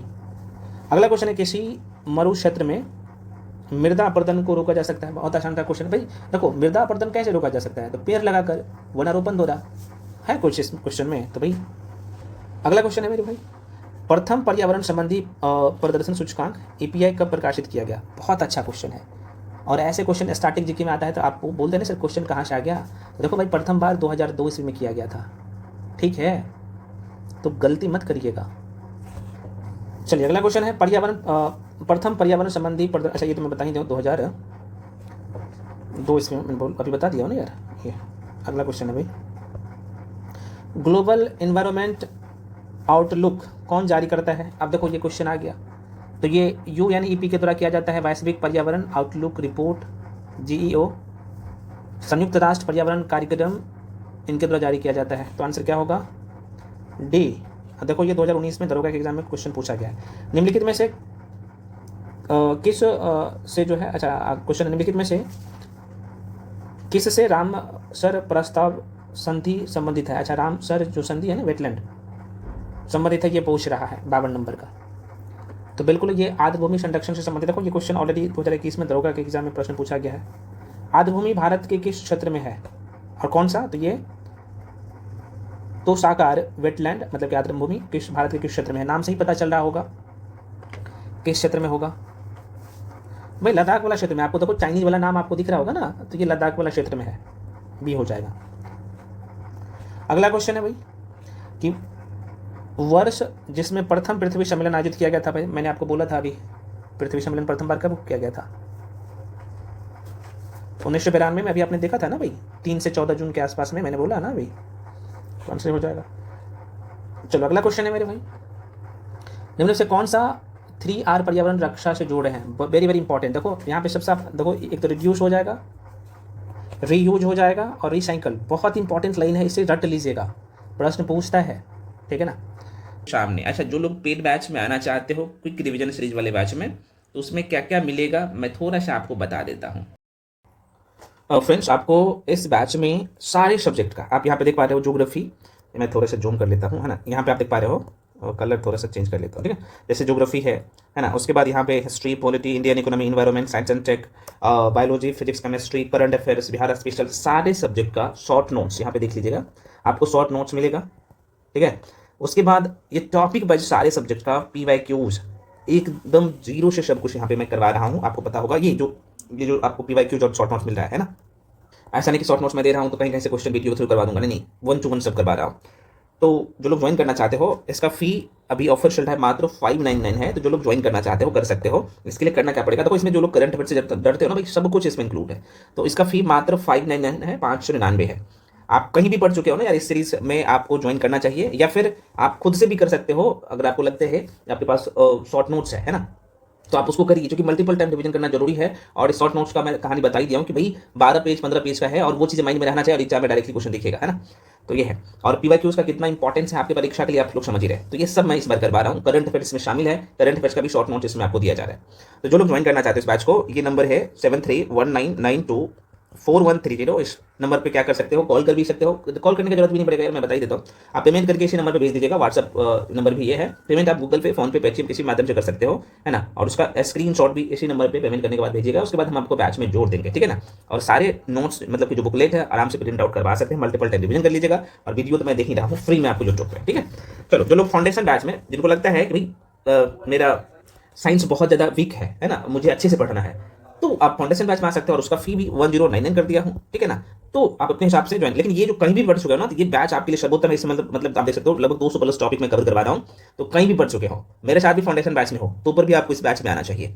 इसका नाम ही है क्विक रिवीजन सीरीज, और साथ में इसमें एक चीज शामिल कर दिया हूँ, PYQs प्लस करंट अफेयर्स एकदम जीरो से, तो बोनाफाइड बन जाओगे, ठीक है ना। चलिए आज का वीडियो का पहला, चूंकि आज मैं कंप्लीट करवा दूंगा, पहला क्वेश्चन है। अच्छा चैप्टर का नाम ही आप यहाँ पे देख पा रहे हो, कुछ लोग बोलते हैं चैप्टर का नाम नहीं बताते, मेरे भाई बताता हूँ, आप देखते नहीं। देखो चैप्टर का नाम ही है राष्ट्रीय उद्यान तथा वन्यजीव अभ्यारण्य। अच्छा कुछ लोग बोल रहे सर इसे प्रिंट आउट भी करवा ले, मेरे भाई प्रिंट आउट करवा के बार बार रिवीजन कर लेना है, माइंड में सेट कर लेना है इसे, है ना। ये जो नोट्स दूंगा, नोट्स दे चुका हूँ पेड बैच में, वहाँ से कर लेना। जो लोग यूट्यूब से कर रहे हो, आप क्या कर सकते हो, इसे मल्टीपल टाइम बार बार आप इस वीडियो को देख सकते हो, आपके पास नोट्स नहीं है ना, तो कोई दिक्कत नहीं है। टेलीग्राम पे जाके जुड़ जाइए, ऑलरेडी मैं करंट अफेयर्स का कंप्लीट दे चुका हूँ, और ये भी आप लोगों को ये जो नोट्स है ये सीरीज भी मैं दूंगा लास्ट में, लेकिन आपको दूंगा, ठीक है। चलो तो पहला क्वेश्चन आपके सामने है। क्वेश्चन कर रहा है कि हुंगल पूछा गया क्वेश्चन है, और देखो ये कब पूछा गया है, ये अभी बिहार दरोगा का एग्जाम हुआ है, बिहार पुलिस एक्साइज इंस्पेक्टर का 18/5/2025 का एग्जाम हुआ है। क्या पूछ लिया है कि हुंगल किसे कहा जाता है। देखो भाई, तो ये आपको पता होना चाहिए, मैं थोड़ा सा इंडियन ज्योग्राफी में जो पढ़ाया हूँ बहुत डिटेल में, कि भाई आपने जो पहाड़ी इलाका का जो हिरन होता है, खासतौर पे किस क्षेत्र का, तो जम्मू कश्मीर का, है ना, उसे हुंगल कहा जाता है। ये कहाँ पे है, तो लोकेशन से मैंने बहुत कायदे से आपको पढ़ाया था भाई, यहाँ पे हिरन जो रहता है ना इस क्षेत्र में, जम्मू एंड कश्मीर में, ठीक है। या फिर कश्मीरी हिरन को हम लोग क्या कहते हैं, हुंगल कहते हैं, हंगूल कहते हैं, हंगूल।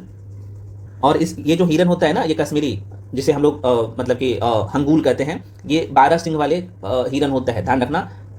और ये जो भाषा है ना, ये जो आप भाषा देखो, कई बार आपसे डायरेक्टली पूछ लेते हैं, ये जो हुंगल भाषा जो है किस राज्य को संबोधित करता है ना, या फिर किस राज्य की भाषा है, तो ये कश्मीर का जो है स्थानीय भाषा है। मैं बार बार कह रहा हूँ, कश्मीर का स्थानीय भाषा है, जो कि 12 सिंग वाले जो हिरन है ना उसके लिए यूज किया जाता है, ठीक है। और मैं पुनः कह रहा हूँ, और डिटेल में एक्सप्लेनेशन जो है, एक्सप्लेनेशन जब मैं PDF देता हूँ, इसका बुकलेट दिया हूँ, उसमें मैं मेंशन कर दिया हूँ, ठीक है। तो यहाँ से 3 चीज़ें आपको ध्यान रखना है। ये जो हंगूल है ये किसे कहा जाता है, तो ये कश्मीरी हिरन को कहा जाता है, 12 सिंग वाले कश्मीर होता है। और भारत में यूरोपीय लाल हिरनों का एकमात्र ये उप प्रजाति है, ये भी ध्यान रखना। और एक क्वेश्चन और पूछे जाते हैं कि ये जो जम्मू कश्मीर, चूंकि जम्मू कश्मीर का ना देखा जाए तो राजकीय पशु है, बिहार का राजकीय पशु क्या है भाई, तो आपके निश्चित बैल है ना, पहले रिच था अभी बैल है। तो उसी तरह जम्मू कश्मीर का राजकीय पशु क्या है भाई? यही जो है हंगूल है। अच्छा, ये पाया कहाँ पे जाता है? तो भाई यहीं पे एक जो है राष्ट्रीय उद्यान है जिसका नाम है, मैं लिख देता हूँ भाई, गलती मत करना, एक ही वीडियो में सारी इन्फॉर्मेशन मैं दे दूंगा ना। दाची गाम है ना, कई जगह ग्राम लिखा रहता है लेकिन सही नाम दाची गाम राष्ट्रीय उद्यान है। तो इसी में जो है यह हुंगूल या फिर 12 सिंह वाले कश्मीर, सॉरी 12 सिंह वाले जो हिरन है इसी राष्ट्रीय उद्यान में है। ठीक है, चलो आशा करते हैं आपको सारी चीज़ समझ में आया होगा। अब आज के बाद आपको क्वेश्चन गलत नहीं करेंगे, ठीक है ना। चलो नेक्स्ट है अगला क्वेश्चन, सभी लोग लेकिन आंसर देते जाइए। इसमें क्या होगा ना कि आपका कॉन्फिडेंस लेवल बढ़ेगा। कमेंट सेक्शन में बताइए भारत के किस राज्य में लेमरू हाथी, अब देखो क्या मैं बोल रहा हूँ, ये पूछता है तो आप बोलते रहे सर कहाँ से क्वेश्चन आता है। देखो ये क्वेश्चन भी ऑलरेडी पूछा गया है। देखो बिहार एक्साइज इंस्पेक्टर जो हुआ है 18/5/2025 का जो एग्जाम हुआ है उसमें प्रश्न पूछ दिया गया था।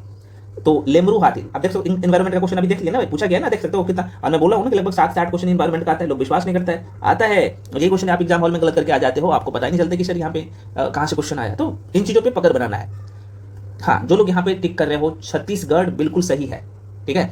लेमरू हाथी अभी लगातार न्यूज में था, इसलिए ये क्वेश्चन पूछा भी है, न्यूज में था। करंट अफेयर्स जो मैं करवाता हूँ डीटीए में जो करवाता हूँ, कारण क्या है? यही कारण है। तो भारत के किस राज्य में लेमरू हाथी रिजर्व स्थित है?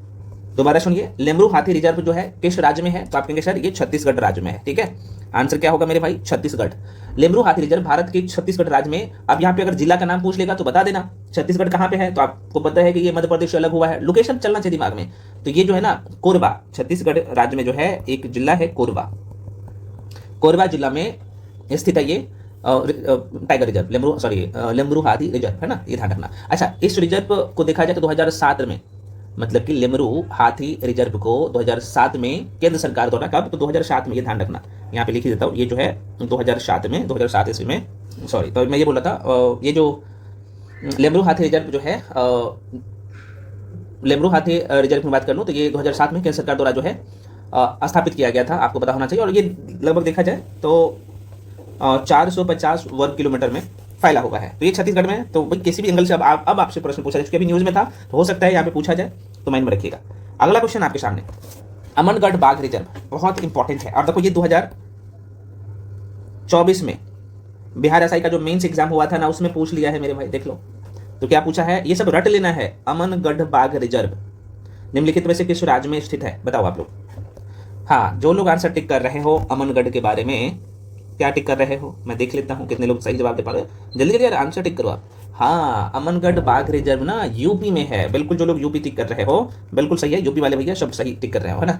तो अमनगढ़ बाघ रिजर्व जो है उत्तर प्रदेश के बिजनौर में स्थित है ना। और यह उत्तर प्रदेश का 4 टाइगर रिजर्व में से एक है। आपको पता होना चाहिए यूपी में एक दुधबा टाइगर रिजर्व है, जो कि जहां से प्रश्न पूछता है। एक है पीलीभीत, मैं थोड़ा सा लिख ही देता हूं, आज के बाद क्वेश्चन मत गलत करना, ठीक है। पहला यहाँ ये जो अमनगढ़ है ये माइंड में रख लीजिएगा, अमनगढ़ बाघ टाइगर रिजर्व, इतना ध्यान रखना। दूसरा जो पूछता है बहुत ज्यादा, दुधवा कहां पे है भाई? दुधबा टाइगर रिजर्व कहां पे है? दुधबा टाइगर रिजर्व भी लिख दूं क्या? चलो लिख देता हूं, कहां पे है। तीसरा भी ध्यान रख लीजिएगा, क्योंकि सब आपको ध्यान नहीं रखना है, क्योंकि कुछ राज्य ऐसे ना वहां पे लिमिट है और वहीं से क्वेश्चन पूछ लेता है। तो पीलीभीत कहां पे है मेरे भाई? पीलीभीत बाघ रिजर्व जो है ना, बाघ रिजर्व यूपी में ही है। और एक है रानीपुर, नाम जरूर सुना होगा, रानीपुर टाइगर रिजर्व या फिर रानीपुर बाघ अभ्यारण्य बोल सकते हो, क्योंकि ये भारत का 53वां टाइगर रिजर्व है, इसलिए पूछ लेता है। तो चौथा ध्यान रखना, रानीपुर है ये, है ना, टाइगर रिजर्व।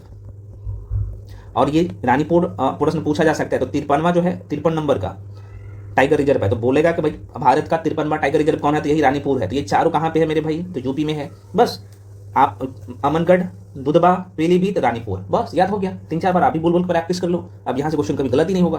तो यही अप्रोच होना चाहिए। चलो बढ़ जाते हैं आगे। अगला क्वेश्चन है आपके सामने, भारत का एकमात्र, कई बार क्वेश्चन रिपीट हुआ है, आपको पता होना चाहिए ये।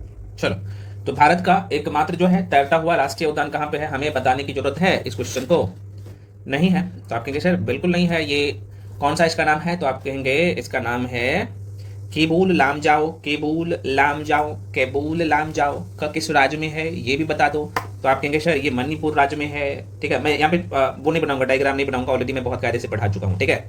तो मणिपुर आप सबको पता है मेरे भाई, ये पूर्वोत्तर राज्य 7 सिस्टर में आता है, ठीक है। तो प्रश्न पूछेगा कि भारत का, ध्यान रहे, भारत का एकमात्र तैरता हुआ राष्ट्रीय उद्यान जो है ये केबुल लामजाओ है। केबुल लामजाओ मणिपुर राज्य में है और यह पार्क मणिपुर में कहाँ पे, लोकटक झील का नाम जरूर सुना होगा। लोकटक झील पर अवस्थित है, बिल्कुल लोकटक झील में ही अवस्थित है केबुल लामजाओ, कहाँ पे, मणिपुर में है। ठीक है, चलो भाई आपके जो अगला क्वेश्चन है, देखो ये क्वेश्चन फिर से ये पूछ दिया था 2023 में ही पूछ लिया है इंस्पेक्टर के एग्जाम में, केबुल लामजाओ राष्ट्रीय उद्यान, तो देखो भाई कहाँ पे होगा, मणिपुर में होगा। तो देखो इस तरीके से क्वेश्चन पूछता है, आगे बढ़ जाते हैं, है ना। अच्छा, एक प्रश्न और पूछता है कि भाई बताओ कौन से राष्ट्रीय उद्यान में जो है ना संगाई, है ना, यहाँ पे लिख देता हूँ, कई जगह संगाई दिखा रहता है, संगाई हिरन रहता है ना, संगाई हिरन है। तो भाई मणिपुर का जो तैरता हुआ घास का मैदान है ना, सॉरी तैरता हुआ घास का जो ये मैदानी बोल सकते हो या पार्क बोल सकते हो या फिर राष्ट्रीय उद्यान, ये कहाँ पे है, तो अभी मैं आपको बताऊँ ना, केबुल लामजाओ जो कि मणिपुर में, लोकटक झील में, तो यहीं पे ये हिरन है, संगाई हिरन। पूछता है क्वेश्चन, गलत मत करना मेरे भाई, ठीक है ना। चलिए अगला क्वेश्चन है आपके सामने कि मानस टाइगर रिजर्व बता दो कहाँ पे है। तो मानस टाइगर रिजर्व किस राज्य में है, हमें बताने की जरूरत है नहीं, है ना। मानस मतलब असम में, कहाँ पे है, असम में। तो राइट आंसर क्या हो जाएगा, असम हो जाएगा। आप डायग्राम पे देखोगे तो आप, ये मैप इंडिया का चलना चाहिए आप में, आपके दिमाग में, मैं बहुत कायदे से पढ़ा चुका हूँ इंडियन ज्योग्राफी में, ठीक है ना। तो ये यहाँ पे असम है भाई, पूर्वोत्तर राज्य का हिस्सा है और यहीं पे है भाई, ठीक है ना। मानस टाइगर रिजर्व कहाँ पे है, तो आपके शायद असम में है, ठीक है, गलती नहीं करिएगा। अच्छा, इसका स्थापना जो है मानस का जो किया था, मानस का स्थापना जो हुआ था 1990 में, ये भी प्रश्न पूछ लेता है स्टैटिक जीके में। तो आप लोग बोलते रहते हैं कि भाई कहाँ से प्रश्न पूछा गया। और ध्यान रहे यह अभ्यारण्य है ना, यूनेस्को द्वारा विश्व विरासत धरोहर स्थल में जो है शामिल किया गया है मानस टाइगर रिजर्व को, है ना। तो यहाँ से फ्रेंड्स ये ध्यान रखना, मानस टाइगर रिजर्व असम राज्य में है। 1990 में देखा जाए तो इसका स्थापना हुआ था और इसे जो है यूनेस्को द्वारा जो है विश्व विरासत धरोहर स्थल में शामिल ऑलरेडी कर लिया गया, ठीक है। तो ये भी प्रश्न यहाँ से पूछ लेता है। तो मानस कहाँ पे, असम में, ठीक। चलो बढ़ जाते हैं अगले क्वेश्चन पे, और ये भी क्वेश्चन ऑलरेडी पूछा गया है, आप देख सकते हो। तो भाई अब यहाँ से क्वेश्चन आएगा तो इस लाइन से ज्यादा क्वेश्चन नहीं पूछेगा, और आएगा ही आएगा, कंफर्म है, तो माइंड में रख लेना। सुंदर वन जो है राष्ट्रीय उद्यान भारत के किस राज्य में है। सुंदरबन सभी लोग जानते हो भाई कहाँ पे है, तो आपके कैसे, ये पश्चिम बंगाल में है, हमें बताने की जरूरत है नहीं है भाई, ध्यान रखना। देखो यहाँ से क्या क्या क्वेश्चन बन सकता है, क्योंकि ये 2019 में रामसर कन्वेंशन के तहत सुंदरबन राष्ट्रीय उद्यान को जो ना अंतर्राष्ट्रीय महत्व का दर्जा घोषित किया गया 2019 में, इसलिए महत्वपूर्ण हो जाता है, और इसकी स्थापना 1973 में ही हो गया था। तो माइंड में रखिएगा, सारे क्वेश्चन महत्वपूर्ण है। अगला क्वेश्चन है भाई, कुनो राष्ट्रीय उद्यान किस राज्य में है। देखो वेरी वेरी इंपॉर्टेंट है कुनो, बताओ। बिल्कुल जो लोग मध्य प्रदेश टिक कर रहे हो सही है भाई, मध्य प्रदेश में है। और इसकी स्थापना कुनो का कब हुआ था, तो आप कहेंगे सर कुनो का 1981 ईस्वी में स्थापना हुआ था, है ना। और यही कुनो राष्ट्रीय उद्यान में आपको पता होना चाहिए कि अफ्रीका के निबिया देश से, अफ्रीका महाद्वीप के निबिया देश से 8 चीते को लाया गया था, इसी कुनो राष्ट्रीय उद्यान में रखा गया था। तो उस समय चर्चा में था, तो प्रश्न पूछ लिया गया था। चलो अगला क्वेश्चन है भाई, नेक्स्ट क्वेश्चन है कि पिट्टी द्वीप पक्षी अभयारण्य किस राज्य में है, बताओ कितने लोग बता सकते हो। पिट्टी, और ये लोकेशन आपके दिमाग में चलना चाहिए, है ना। ये है, आप सबको पता है, अंडमान निकोबार द्वीप, और यहाँ पे लक्षद्वीप है मेरे भाई इस क्षेत्र में, यहाँ पे श्रीलंका देश है। तो ये जो पिट्टी द्वीप देख रहे हैं ना, यहाँ पे है पिट्टी द्वीप यहीं पे है। तो यहीं से तो प्रश्न पूछता है, आप गलती कर बैठते। तो लक्षद्वीप आप यूटी है, यूनियन टेरिटरी है, केंद्र शासित प्रदेश है ना। तो यहीं पे है, छोटे आकार का छोटा सा द्वीप है। तो आंसर क्या टिक करोगे, आंसर हो जाएगा D is the right answer, Lakshadweep में है, मत गलती करिएगा यहाँ से। अच्छा, एक प्रश्न यहाँ से और पूछता है, जो कि ये पिट्टी जो द्वीप है ना, उसे पक्षी पिट्टी भी कहा जाता है ना। तो आपसे पूछ रहा है कि भाई पक्षी पिट्टी, अब कई बार नाम चेंज करके ये जो पिट्टी द्वीप है, यहाँ पे आपको बोल देगा पक्षी पिट्टी कहाँ पे है, तो भाई तब भी आंसर टिक करना लक्षद्वीप में ही है। क्योंकि ये जो द्वीप है ना, इस द्वीप पर, पिट्टी द्वीप पर नहीं तो कोई मानव का वास है और ना कोई वनस्पति है। तो इस पर विभिन्न प्रजाति के पक्षी अंडे देने के लिए आते हैं। किसके लिए, अंडे देने के लिए आते हैं, और जिस कारण बस इसे पक्षी पिट्टी भी कहा गया है। तो अब आपके मन में कुछ अच्छा प्रश्न ऐसे भी पूछा जा सकते हैं कि भाई पिट्टी द्वीप को पक्षी पिट्टी द्वीप क्यों कहा गया है। तो आपके ऑप्शन में होगा कि यहाँ पे ना कोई मानव का वास है और ना कोई वनस्पति, और अलग अलग प्रजाति के पक्षी यहाँ पे अंडे देने के लिए आते हैं, तो इसलिए इसका नाम पक्षी पिट्टी भी कहा गया है। तो इस तरीके से क्वेश्चन पूछ लेता है, और ये चीज़ हर कोई नहीं बताएगा, मैं बता रहा हूँ आपको। और यही कारण होता है कि मैक्सिमम लोग यहाँ से पास भी करते हैं, ठीक है यार। वही कारण होता है कि अब बहुत सारे लोग अलग अलग मीडिया को बुला के शो अप करते हैं, मुझे नहीं इंटरेस्ट है, बस मेरा है कि भाई कंटेंट अच्छा है, पढ़ा रहा हूँ, बस ये काफ़ी है ना। अगला क्वेश्चन है आपके सामने 65 का, कि भाई बता दो नामेरी टाइगर रिजर्व भारत के किस राज्य में स्थित है। नामेरी का तो सभी लोग नाम सुना होगा, हमें बताने की जरूरत नहीं है। कितने लोग बता सकते हो नामेरी राष्ट्रीय उद्यान। हाँ बिल्कुल, जो लोग ए टिक कर रहे हो बिल्कुल सही है। नामेरी भी कहाँ पे है भाई, असम में ही है, ठीक है। तो नामेरी टाइगर रिजर्व 1999 से 2000 में ये घोषित किया गया असम राज्य के सोनी सोनितपुर है जिला है, जो कि पूर्वी हिमालय का तलहटी वाले क्षेत्र में स्थित है, तो वहीं पे ये स्थित है। बेसिक से बात है, थोड़ा सा ध्यान रखना। नामदफा कहाँ पे है ये पूछा गया है भाई, तो अरुणाचल प्रदेश में नामदफा है। ये भी देखो दरोगा के एग्जाम में ये सारे क्वेश्चन पूछा गया क्वेश्चन है ना, तो ध्यान में रख लेना, है ना। आगे बढ़ जाते हैं। भारत का सबसे बड़ा वन्यजीव अभ्यारण्य है, लो बताओ, भारत का सबसे बड़ा, मैं बोल रहा हूँ वन्यजीव अभ्यारण्य है सबसे बड़ा, तो देखो ये बांदीपुर जो आपके ऑप्शन में है ना, ऑप्शन के हिसाब से पूछा है, तो ऐसे गलती मत करिएगा। तो दिए गए विकल्पों में बांदीपुर जो वन्यजीव अभ्यारण्य है ये कहाँ पे है, तो आपको पता होना चाहिए कर्नाटक राज्य में है। कहाँ पे है? कर्नाटक राज्य में है। तो भारत में सबसे बड़ा अभ्यारण्य है, भारत में सबसे बड़ा वन्यजीव अभ्यारण्य है बांदीपुर वन्यजीव अभ्यारण्य, ठीक है। और इसका क्षेत्रफल लगभग देखा जाए तो क्यों बड़ा है, क्योंकि इसका क्षेत्रफल ना 874 वर्ग किलोमीटर है, ठीक है। अब यहीं से एक पूछता है दाचीग्राम अभ्यारण्य जम्मू कश्मीर में है और पेरियार वन्यजीव अभ्यारण्य केरल में है, तो क्वेश्चन यहीं से आता है, कहीं अलग से नहीं आता है। चलो आगे बढ़ जाते हैं। नेक्स्ट है कि कॉर्बेट राष्ट्रीय उद्यान, जिम कॉर्बेट, जिसका नाम आप ऑलरेडी सुना होगा, जाहिर सी बात है ये उत्तराखंड में है, हमें बताने की जरूरत नहीं है। और इसकी स्थापना 1936 में हुआ था। 1973 में पहली बार जो है वो टाइगर प्रोजेक्ट को जो है यहीं से शुरू किया गया था, है ना, जिम कॉर्बेट नेशनल पार्क। और ये भारत का सबसे पुराना राष्ट्रीय, अच्छा पूछा जाए कि भारत का सबसे पुराना राष्ट्रीय उद्यान, तो यही है जिम कॉर्बेट, उत्तराखंड में स्थित है, ठीक ना। अच्छा हेली नेशनल पार्क कहाँ पे है भाई, तो यहीं पे उसका स्थापना किया गया है, इसी में हेली नेशनल पार्क के रूप में स्थापित किया गया था पहले, आपको पता होना चाहिए। तो प्रश्न घुमा फिरा के पूछे जाते हैं यहाँ से। अगला क्वेश्चन, कंचनजंगा, अब नाम से पता चल रहा होगा कंचनजंगा कहाँ पे होगा, तो ये भी वहीं पे होगा, है ना। कहाँ पे? कंचनजंगा सिक्किम में है मेरे भाई, ठीक है। कंचनजंगा राष्ट्रीय पार्क सिक्किम राज्य में स्थित है, और यह पार्क एक उच्च ऊंचाई वाला नेशनल पार्क है, जो कि देश का पहला मिश्रित विरासत है, पहला मिश्रित विरासत, और 2016 में इसे कहाँ पे, तो विश्व धरोहर स्थल में शामिल किया गया था, ठीक है ना, तो ध्यान रखिएगा। अगला क्वेश्चन है भारत का जीव मंडल, है ना, भारत का जीव मंडल रिजर्व जो है ना नंदा देवी, यूनेस्को में किस मतलब कि नंदा देवी जो है किस राज्य में स्थित है, ये पूछा है ना। नंदा देवी उत्तराखंड में ना, इसके बारे में बहुत कहते से आप लोग पढ़ भी चुके हैं। चलो अगला है भाई, यहाँ से देख लो क्वेश्चन, अगला है मिलान करना है, सूची 1 है, यहाँ पे सूची 2 है। यहाँ पे बाघ जो है आरक्षित क्षेत्र है, यहाँ पे राज्य है, तो आइए मिलाते हैं, आराम से मिलाइए, ठीक ना। कितने लोग मिला सकते हो इसका, तो इंद्रावती जो है बाघ रिजर्व कहाँ पे है, तो आप कहेंगे सर ये छत्तीसगढ़ में है, तो इसे छत्तीसगढ़ कर लो ऐसे। पेरियार कहाँ पे है, तो केरल में है, अभी आपने देखा, तो केरल ऐसे कर लो। उसके बाद सिमलीपाल अभी आपने देखा था, तो सिमलीपाल कहाँ है मेरे भाई, तो सिमलीपाल उड़ीसा में है, अभी कुछ देर पहले मैंने बताया था, हो गया। बांदीपुर कहाँ पे है, तो आप कहेंगे सर अभी तो आपने बताया कहाँ पे, कर्नाटक में, तो आंसर तो हो गया, आंसर सी, इसको टिक कर लेना। चलो आगे बढ़ जाते हैं। अगला क्वेश्चन है कि महात्मा गांधी राष्ट्रीय समुद्री उद्यान, देखो यहाँ पे एक शब्द लग गया, आप यहीं पे लोग गलती कर देंगे, नहीं करना। तो पोर्ट ब्लेयर में स्थित है ना, पोर्ट ब्लेयर कहाँ पे है, हमें बताने की जरूरत है नहीं ना। तो महात्मा गांधी राष्ट्रीय समुद्री उद्यान भारत के अंडमान निकोबार द्वीप समूह का एक राष्ट्रीय उद्यान है। अंडमान निकोबार द्वीप समूह आपको पता है भाई, ये बंगाल के खाड़ी में यहाँ पे है ना, यहाँ पे लक्षद्वीप है अरब सागर में, तो यहीं पे जो है राष्ट्रीय उद्यान है, आपको पता होना चाहिए, है ना। और ये लगभग देखा जाए उद्यान लगभग 281 या 82 कई बार लिखा रहता है, तो इतना 200 यहाँ पे लिख देता हूँ, 281.5 वर्ग किलोमीटर में फैला हुआ है, ठीक है। और अंडमान निकोबार में राष्ट्रीय उद्यानों की संख्या टोटल 9 है, ये भी पूछता है मेरे भाई, ध्यान रखना, ठीक है ना। तो पोर्ट ब्लेयर इसकी राजधानी है।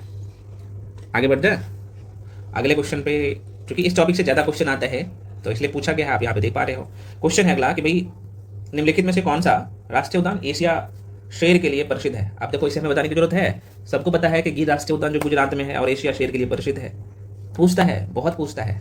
और देखो मैं थोड़ा सा आपको यहाँ पे बता दूँ, जो गिर जो राष्ट्रीय वन्यजीव अभ्यारण्य है ना, गिर मैं बोल रहा हूँ, गिर वन्यजीव अभ्यारण्य है, ये लगभग कितना है, 2500 नहीं है, माफी चाहता हूँ, 258 है ना .71 वर्ग किलोमीटर में ये फैला हुआ है। और इसके स्थापना देखा जाए तो वर्ष 1975 में, मतलब कि राष्ट्रीय उद्यान जो घोषित किया गया 1975 में, ये पूछता है। और इसकी स्थापना 1936 में हुआ था, स्थापना 1936 में, और राष्ट्रीय उद्यान जो घोषित किया गया था 1975 में, तो ये दोनों क्वेश्चन पूछता है, ठीक। इसका पुराना नाम जो क्या था भाई, तो मैं पहले भी बोल चुका हूँ, एक मिनट, सॉरी बाय मिस्टेक मैं आपको बता दिया हूँ। ये जो गिर राष्ट्रीय उद्यान है ना, गिर राष्ट्रीय उद्यान की स्थापना यहाँ पे लिख देता हूँ ना, स्थापना हुआ था 1935 बोल देता हूँ, क्या गलती है, 1965 है, माफी चाहता हूँ, 1965 ईस्वी। और राष्ट्रीय उद्यान जो घोषित किया गया था 10 साल बाद 1975 में, है ना। राष्ट्रीय उद्यान घोषित जो हुआ था ये हुआ था 1975 में, थोड़ा सा ध्यान रखना। और भारत का सबसे पुराना नेशनल पार्क कौन सा है, तो आपको अभी मैं बताया ना कि जिम कॉर्बेट, और जिम कॉर्बेट का पुराना नाम क्या है भाई, है ना, हेली नेशनल पार्क, तो प्रश्न पूछता है तो ध्यान रखिएगा। चलो मेरे भाई, अगला क्वेश्चन है आपके सामने, दाचीग्राम कहाँ पे है? तो सबको पता है कश्मीरी हिरन के लिए प्रसिद्ध है भाई, ठीक है ना, तो जम्मू कश्मीर में होगा। कैमूर वन्यजीव अभयारण्य है, ये बिहार में है, आप सबको पता ही है, हमें बताने की जरूरत है नहीं है, तो बिल्कुल आंसर इसका क्या हो जाएगा, ये हो जाएगा, बिहार में है। बहुत कायदे से मैं पढ़ा चुका हूँ। और देखो यहाँ से प्रश्न पूछता है, तो कैमूर वन्यजीव अभयारण्य भारत के बिहार राज्य में स्थित है, और यह देखा जाए तो 1342 वर्ग किलोमीटर क्षेत्रफल पर फैला हुआ है।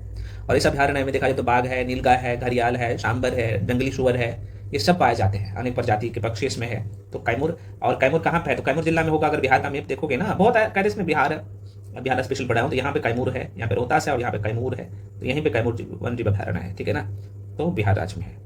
ठीक, चलो आगे बढ़ते। अगला क्वेश्चन है भाई, अगला क्वेश्चन आपके सामने है कि भाई नतांगिकी नेशनल पार्क कहाँ स्थित है, बताओ।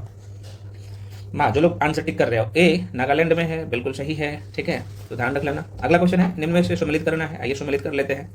और सम्मिलित करना है तो कैसे करना है, तो कौन सा नेशनल पार्क कहाँ पे है वही बताना है बस, और कुछ है। और देखो ये 2019 में दरोगा के एग्जाम में पूछा गया है, ठीक है ना।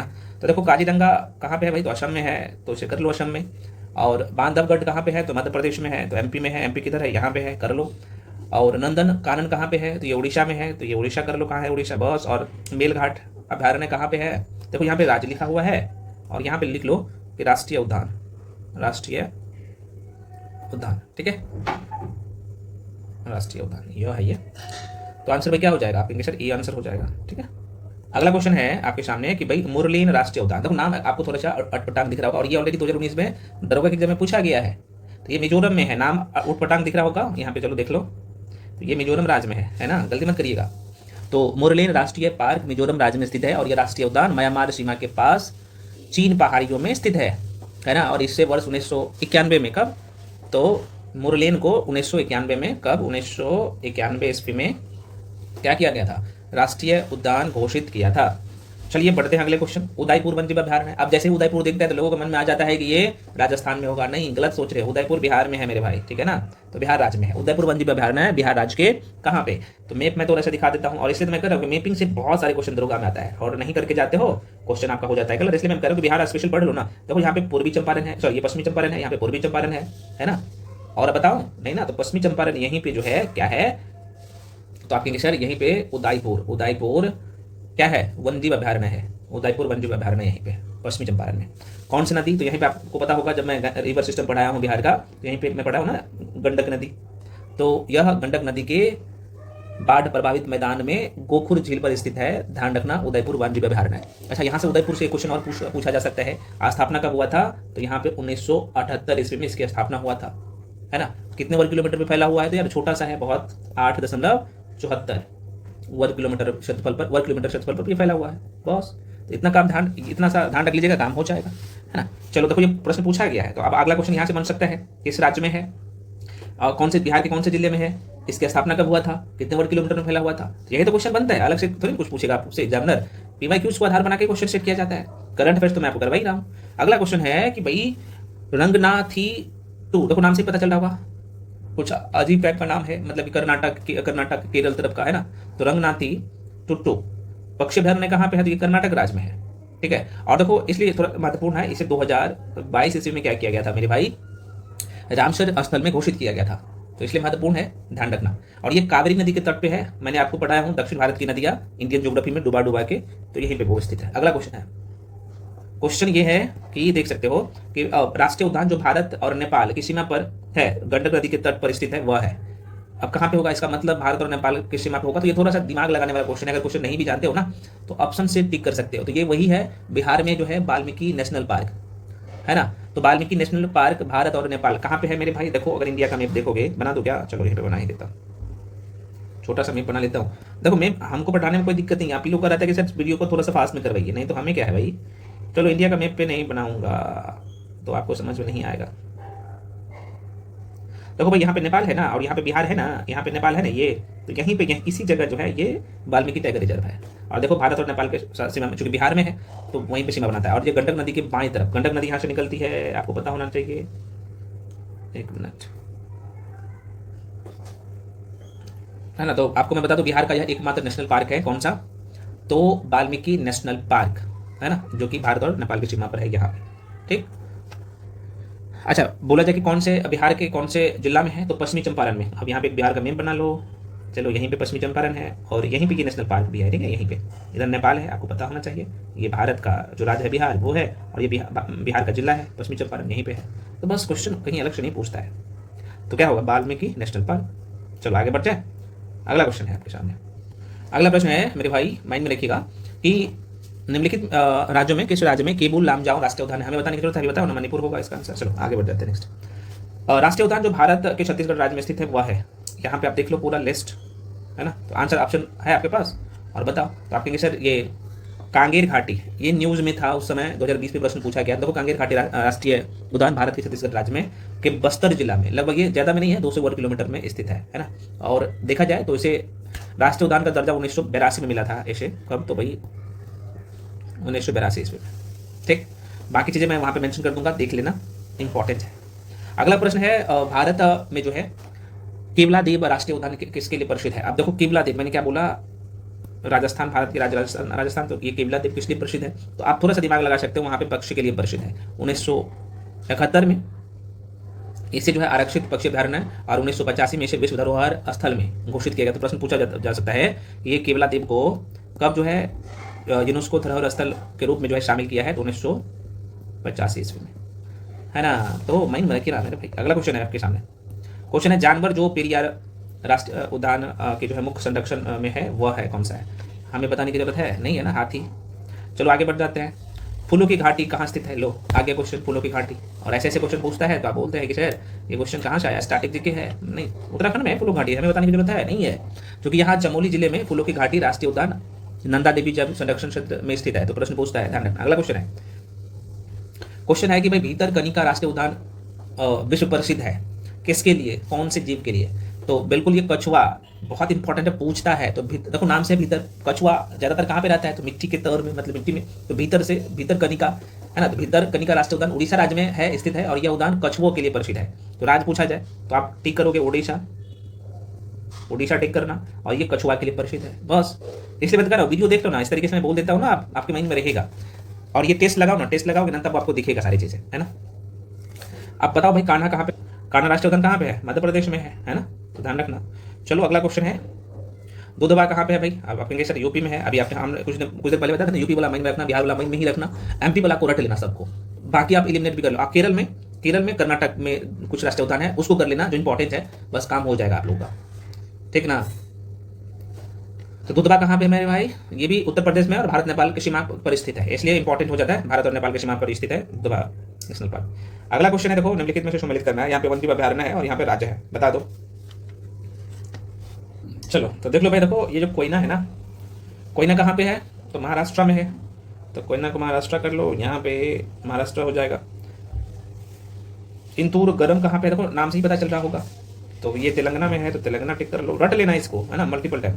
सरिस्का है, सरिस्का नहीं है, सरिस्का जो है राष्ट्रीय उद्यान कहाँ पे है? राजस्थान में है। तो राजस्थान किधर है भाई? यहाँ पे बस। और चंद्रप्रभा कहाँ पे है? ये तो उत्तर प्रदेश में है, नाम से पता चल रहा होगा। बस हो गया, काम खत्म, ये आज का राइट आंसर। अगला टॉपिक है भाई प्रदूषण, पॉल्यूशन। चलिए अगला चैप्टर है पॉल्यूशन, प्रदूषण से संबंधित जितने भी क्वेश्चन पूछा गया है ये देख लेते हैं। तो क्वेश्चन है पहला कि भाई यहाँ पे देख सकते हो कि ऑटोमोबाइल से निकलने वाली निम्न में से कौन सी गैस सर्वाधिक जहरीली है? कुछ है क्वेश्चन में? नहीं है। CO हो जाएगा, कार्बन मोनोऑक्साइड हो जाएगा, है ना, तो ये आंसर हो जाएगा। चलो डिटेल एक्सप्लेनेशन मैं दे चुका हूँ। अगला क्वेश्चन निम्नलिखित में से कौन सा गैसीय वायु प्रदूषण नहीं है? तो आप बता दो, ऑप्शन के हिसाब से आप आराम से टिक कर सकते हो, है ना। तो बिल्कुल जो लोग सी टिक कर रहे हो बिल्कुल सही है मेरे भाई, ये हाइड्रोकार्बन राइट आंसर इसका हो जाएगा। देखो सामान्यतः देखा जाए तो मानव गतिविधि द्वारा सल्फर के ऑक्साइड, नाइट्रोजन के ऑक्साइड और धुआं आदि गैसीय वायु प्रदूषक है, और इनकी अधिकता की क्षतिकारी प्रभाव भौतिक पर्यावरण और साथ ही मानव पर पड़ता है, लेकिन हाइड्रोकार्बन गैसीय ये वायु प्रदूषक नहीं है। तो ये ऑप्शन के हिसाब से आपको टिक करना था। केमिस्ट्री पे पकड़ है तो अच्छा कर सकते हो इस क्वेश्चन पे। अगला क्वेश्चन है, इनमें से सबसे कम प्रदूषक तो सब है, लेकिन सबसे कम कौन सा है ये पूछ रहा है, और ऐसा ही क्वेश्चन पूछता है। तो बिल्कुल जो लोग CNG टिक किए हो सही टिक किया हो। देखो सबसे कम प्रदूषण CNG से होता है। CNG का पूरा नाम भी पूछ लेता है, फुल फॉर्म क्या होता है ना। तो क्या होता है भाई? तो देखो C से मतलब कंप्रेस्ड होता है, N से मतलब नेचुरल और G से मतलब गैस, ठीक है। तो CNG में LPG और कोयले की अपेक्षा कार्बन की मात्रा कम होने के कारण प्रदूषण कम होता है। बाकी कोयला हो गया, ये तो कितना जहरीला है आप सबको पता ही होगा। अगला क्वेश्चन है, भारतवर्ष में जल अधिनियम किस वर्ष? देखो यहाँ पे ये अधिनियम से संबंधित जितने भी प्रश्न पूछता है ना, कई बार प्रदूषण निरोध नियंत्रण ये पूछ देता है ऑप्शन में, तो दोनों माइंड में रखिएगा, एक ही चीज़ है। तो भारत में जो है जल अधिनियम किस वर्ष पारित किया गया था? बहुत अच्छा क्वेश्चन है, बताओ। हाँ भाई, जो लोग टिक कर रहे हो डी, बिल्कुल सही टिक कर रहे हो, 1974 में ही किया गया था, ठीक है ना। तो भारत में जल अधिनियम वर्ष 1974 में पारित किया गया था, और इसका मुख्य उद्देश्य क्या होगा, है ना। तो जाहिर सी बात है, जल को बचाना, जल को प्रदूषित होने से बचाना, उस पर काम करना, है ना। और इसके लिए आपको पता होना चाहिए कि भाई केंद्र और राज्य में प्रदूषण नियंत्रण बोर्ड की स्थापना भी किया गया है। तो ऐसे प्रश्न पूछता है। अगला क्वेश्चन है कि विश्व स्वास्थ्य संगठन के मुताबिक पेयजल, यहाँ पे शब्द है पेयजल में फ्लोराइड की कितनी मात्रा जायज है, उचित है, ऐसे बोल सकते हो, बताओ। हाँ, 1.5 ppm है ना, ppm में बोल रहा हूँ, 1.5 ppm फ्लोराइड की मात्रा होना चाहिए, यही है, आपको पता होना चाहिए, मानव के लिए इंपॉर्टेंट है। तो आंसर क्या होगा मेरे भाई, यहाँ पे ए। अगला चैप्टर है, आप यहाँ पे देख पा रहे हैं, ओजोन परत, ओजोन लेयर से संबंधित जितने भी क्वेश्चन है आइए उसको करते हैं। चलो अगला क्वेश्चन, अगला चैप्टर है ozone layer, ozone layer, ozone परत। देखो निम्नलिखित में से कौन सी गैस ओजोन परत, बहुत इंपॉर्टेंट है, कौन सी गैस ओजोन परत के लिए हानिकारक है? ऑप्शन है आपके सामने, आप बता दो, हमें बताने की जरूरत नहीं है। बिल्कुल, जो लोग CFC कर रहे हो, देखो ओजोन गैस ये समताप मंडल में अत्यंत पतली एवं पारदर्शी परत के रूप में पाई जाती है। यह पृथ्वी को हानिकारक पराबैंगनी किरणों से बचाने का कार्य करती है। ओजोन परत में क्षरण मुख्य रूप से क्लोरोफ्लोरोकार्बन CFC जो कहते हैं ना, तो ये क्लोरोफ्लोरोकार्बन है के कारण हो रहा है। और इसके अतिरिक्त हेलोजन, कार्बन डाइऑक्साइड, मीथेन आदि भी ओजोन क्षरण के लिए उत्तरदायी गैस है। तो अब आप किसी भी एंगल से आपसे प्रश्न यहाँ से पूछा जाए तो आप गलत नहीं करोगे, नहीं करिएगा। और मैं बोल चुका हूँ, ये जो बुकलेट दिया हूँ डिटेल एक्सप्लेनेशन के साथ, और ये देखो SI के एग्जाम में 2023 में पूछ लिया गया था यहाँ से क्वेश्चन। अगला क्वेश्चन, इसलिए मैं कह रहा हूँ कि PYQs आपके लिए ना, आपके एग्जाम में आपको सिलेक्शन दिलाने में अहम योगदान है उसका। PYQs नहीं कर रहे हो टॉपिक वाइज, मतलब आप इस रेस से बाहर जा रहे हो। चलो आगे बढ़ जाते हैं। वायुमंडल में स्थित ओजोन, मैं क्या बोल रहा हूँ, वायुमंडल में स्थित ओजोन सूर्य से आने वाली विकिरण से पृथ्वी की सुरक्षा करती है। अब देखो कौन करता है, ये पूछ रहा है। बिल्कुल पराबैंगनी किरणें करती है ना, मैंने बोला था आपको अभी, तो डिटेल इसका भी बता चुका हूँ। ओजोन छिद्र से क्या तात्पर्य है, बताओ, कितने लोग बता सकते हो? बिल्कुल, जो लोग टिक कर रहे हो सी, देखो समताप मंडल में ओजोन परत की मोटाई कम होना, ये आंसर सही है, ठीक। देखो भाई ये क्वेश्चन थोड़ा सा अच्छा है, ओजोन क्षेत्र से क्या तात्पर्य है? देखो मैं आपको बता दूं, पृथ्वी के चारों ओर ओजोन गैस की एक परत जो है ना विद्यमान है, जो सूर्य से आने वाली जो हानिकारक पराबैंगनी किरण है ना, उससे हमें बचाती है, और इस परत को ओजोन परत के नाम से भी जाना जाता है। ओजोन परत मुख्य रूप से समताप मंडल के जो निचले वाला भाग होता है ना, वहीं पे पाया जाता है। और एक क्वेश्चन पूछता है कि भाई ओजोन परत में देखा जाए तो ये लगभग 15 से लेके 35 किलोमीटर की ऊंचाई पर स्थित है पृथ्वी से। गलती नहीं करोगे आज के बाद, मत गलती करिएगा मेरे भाई, बहुत कायदे से मैं ये सारी चीज़ें डिटेल एक्सप्लेनेशन जो इसका बुक लिख दिया हूँ उसमें मेंशन कर दिया हूँ, आप जाके खुद से रिवीजन कर लेना। और ये ऑलरेडी बिहार दरोगा के एग्जाम में पूछा गया है, ठीक है ना। चलो आगे बढ़ जाते हैं। अगला क्वेश्चन है, इससे तो रट लेना है, अगर ये क्वेश्चन आप नहीं जानते हो इसका मतलब पीछे हो, है ना। मॉन्ट्रियल प्रोटोकॉल इससे संबंधित है ना। तो आप कहेंगे सर आप चैप्टर ही जो पढ़ा रहे हैं ओजोन परत से संबंधित, इसका मतलब ओजोन परत का संरक्षण से संबंधित है। अच्छा, इसका ना डेट पूछता है, तो अभी ये प्रत्येक साल भी होता है, ये भी प्रश्न पूछता है, आपको पता होना चाहिए। 16 सितंबर को ओजोन परत, अच्छा एक ओजोन परत प्रत्येक साल ना 16 सितंबर को, है ना। इस बार का थीम क्या था, इसका थीम याद रख लीजिएगा, करंट अफेयर्स में करवा दिया हूँ। तो ये 16 सितंबर को जो है करंट अफेयर्स में, अभी अक्टूबर बुला दूंगा ना, तो उसमें मेंशन कर दिया हूँ, नवंबर बुला दूंगा तब, उस चूँकि 2 महीना आगे रहता है करंट अफेयर्स, चाहे क्रॉनिकल हो या प्रतियोगिता दर्पण। तो इस बार का थीम क्या था, आप लोग कमेंट सेक्शन में बताइएगा। तो मॉन्ट्रियल प्रोटोकॉल ओजोन परत के संरक्षण से संबंधित आपको पता होना चाहिए, और इस प्रोटोकॉल के अंतर्गत जो है उन पदार्थ के उत्पादन को कम करना जो ओजोन परत के संरक्षण के लिए जिम्मेदार है, जैसे CFC, CO2 आदि, बहुत इंपॉर्टेंट है। और इस संधि पर जो है हस्ताक्षर कब किया गया था, तो 16 सितंबर, एक डेट ध्यान रखना, 16 सितंबर 1987, ये डेट बहुत इंपॉर्टेंट है, को 16 सितंबर 1987 ईस्वी को मॉन्ट्रियल में हुए।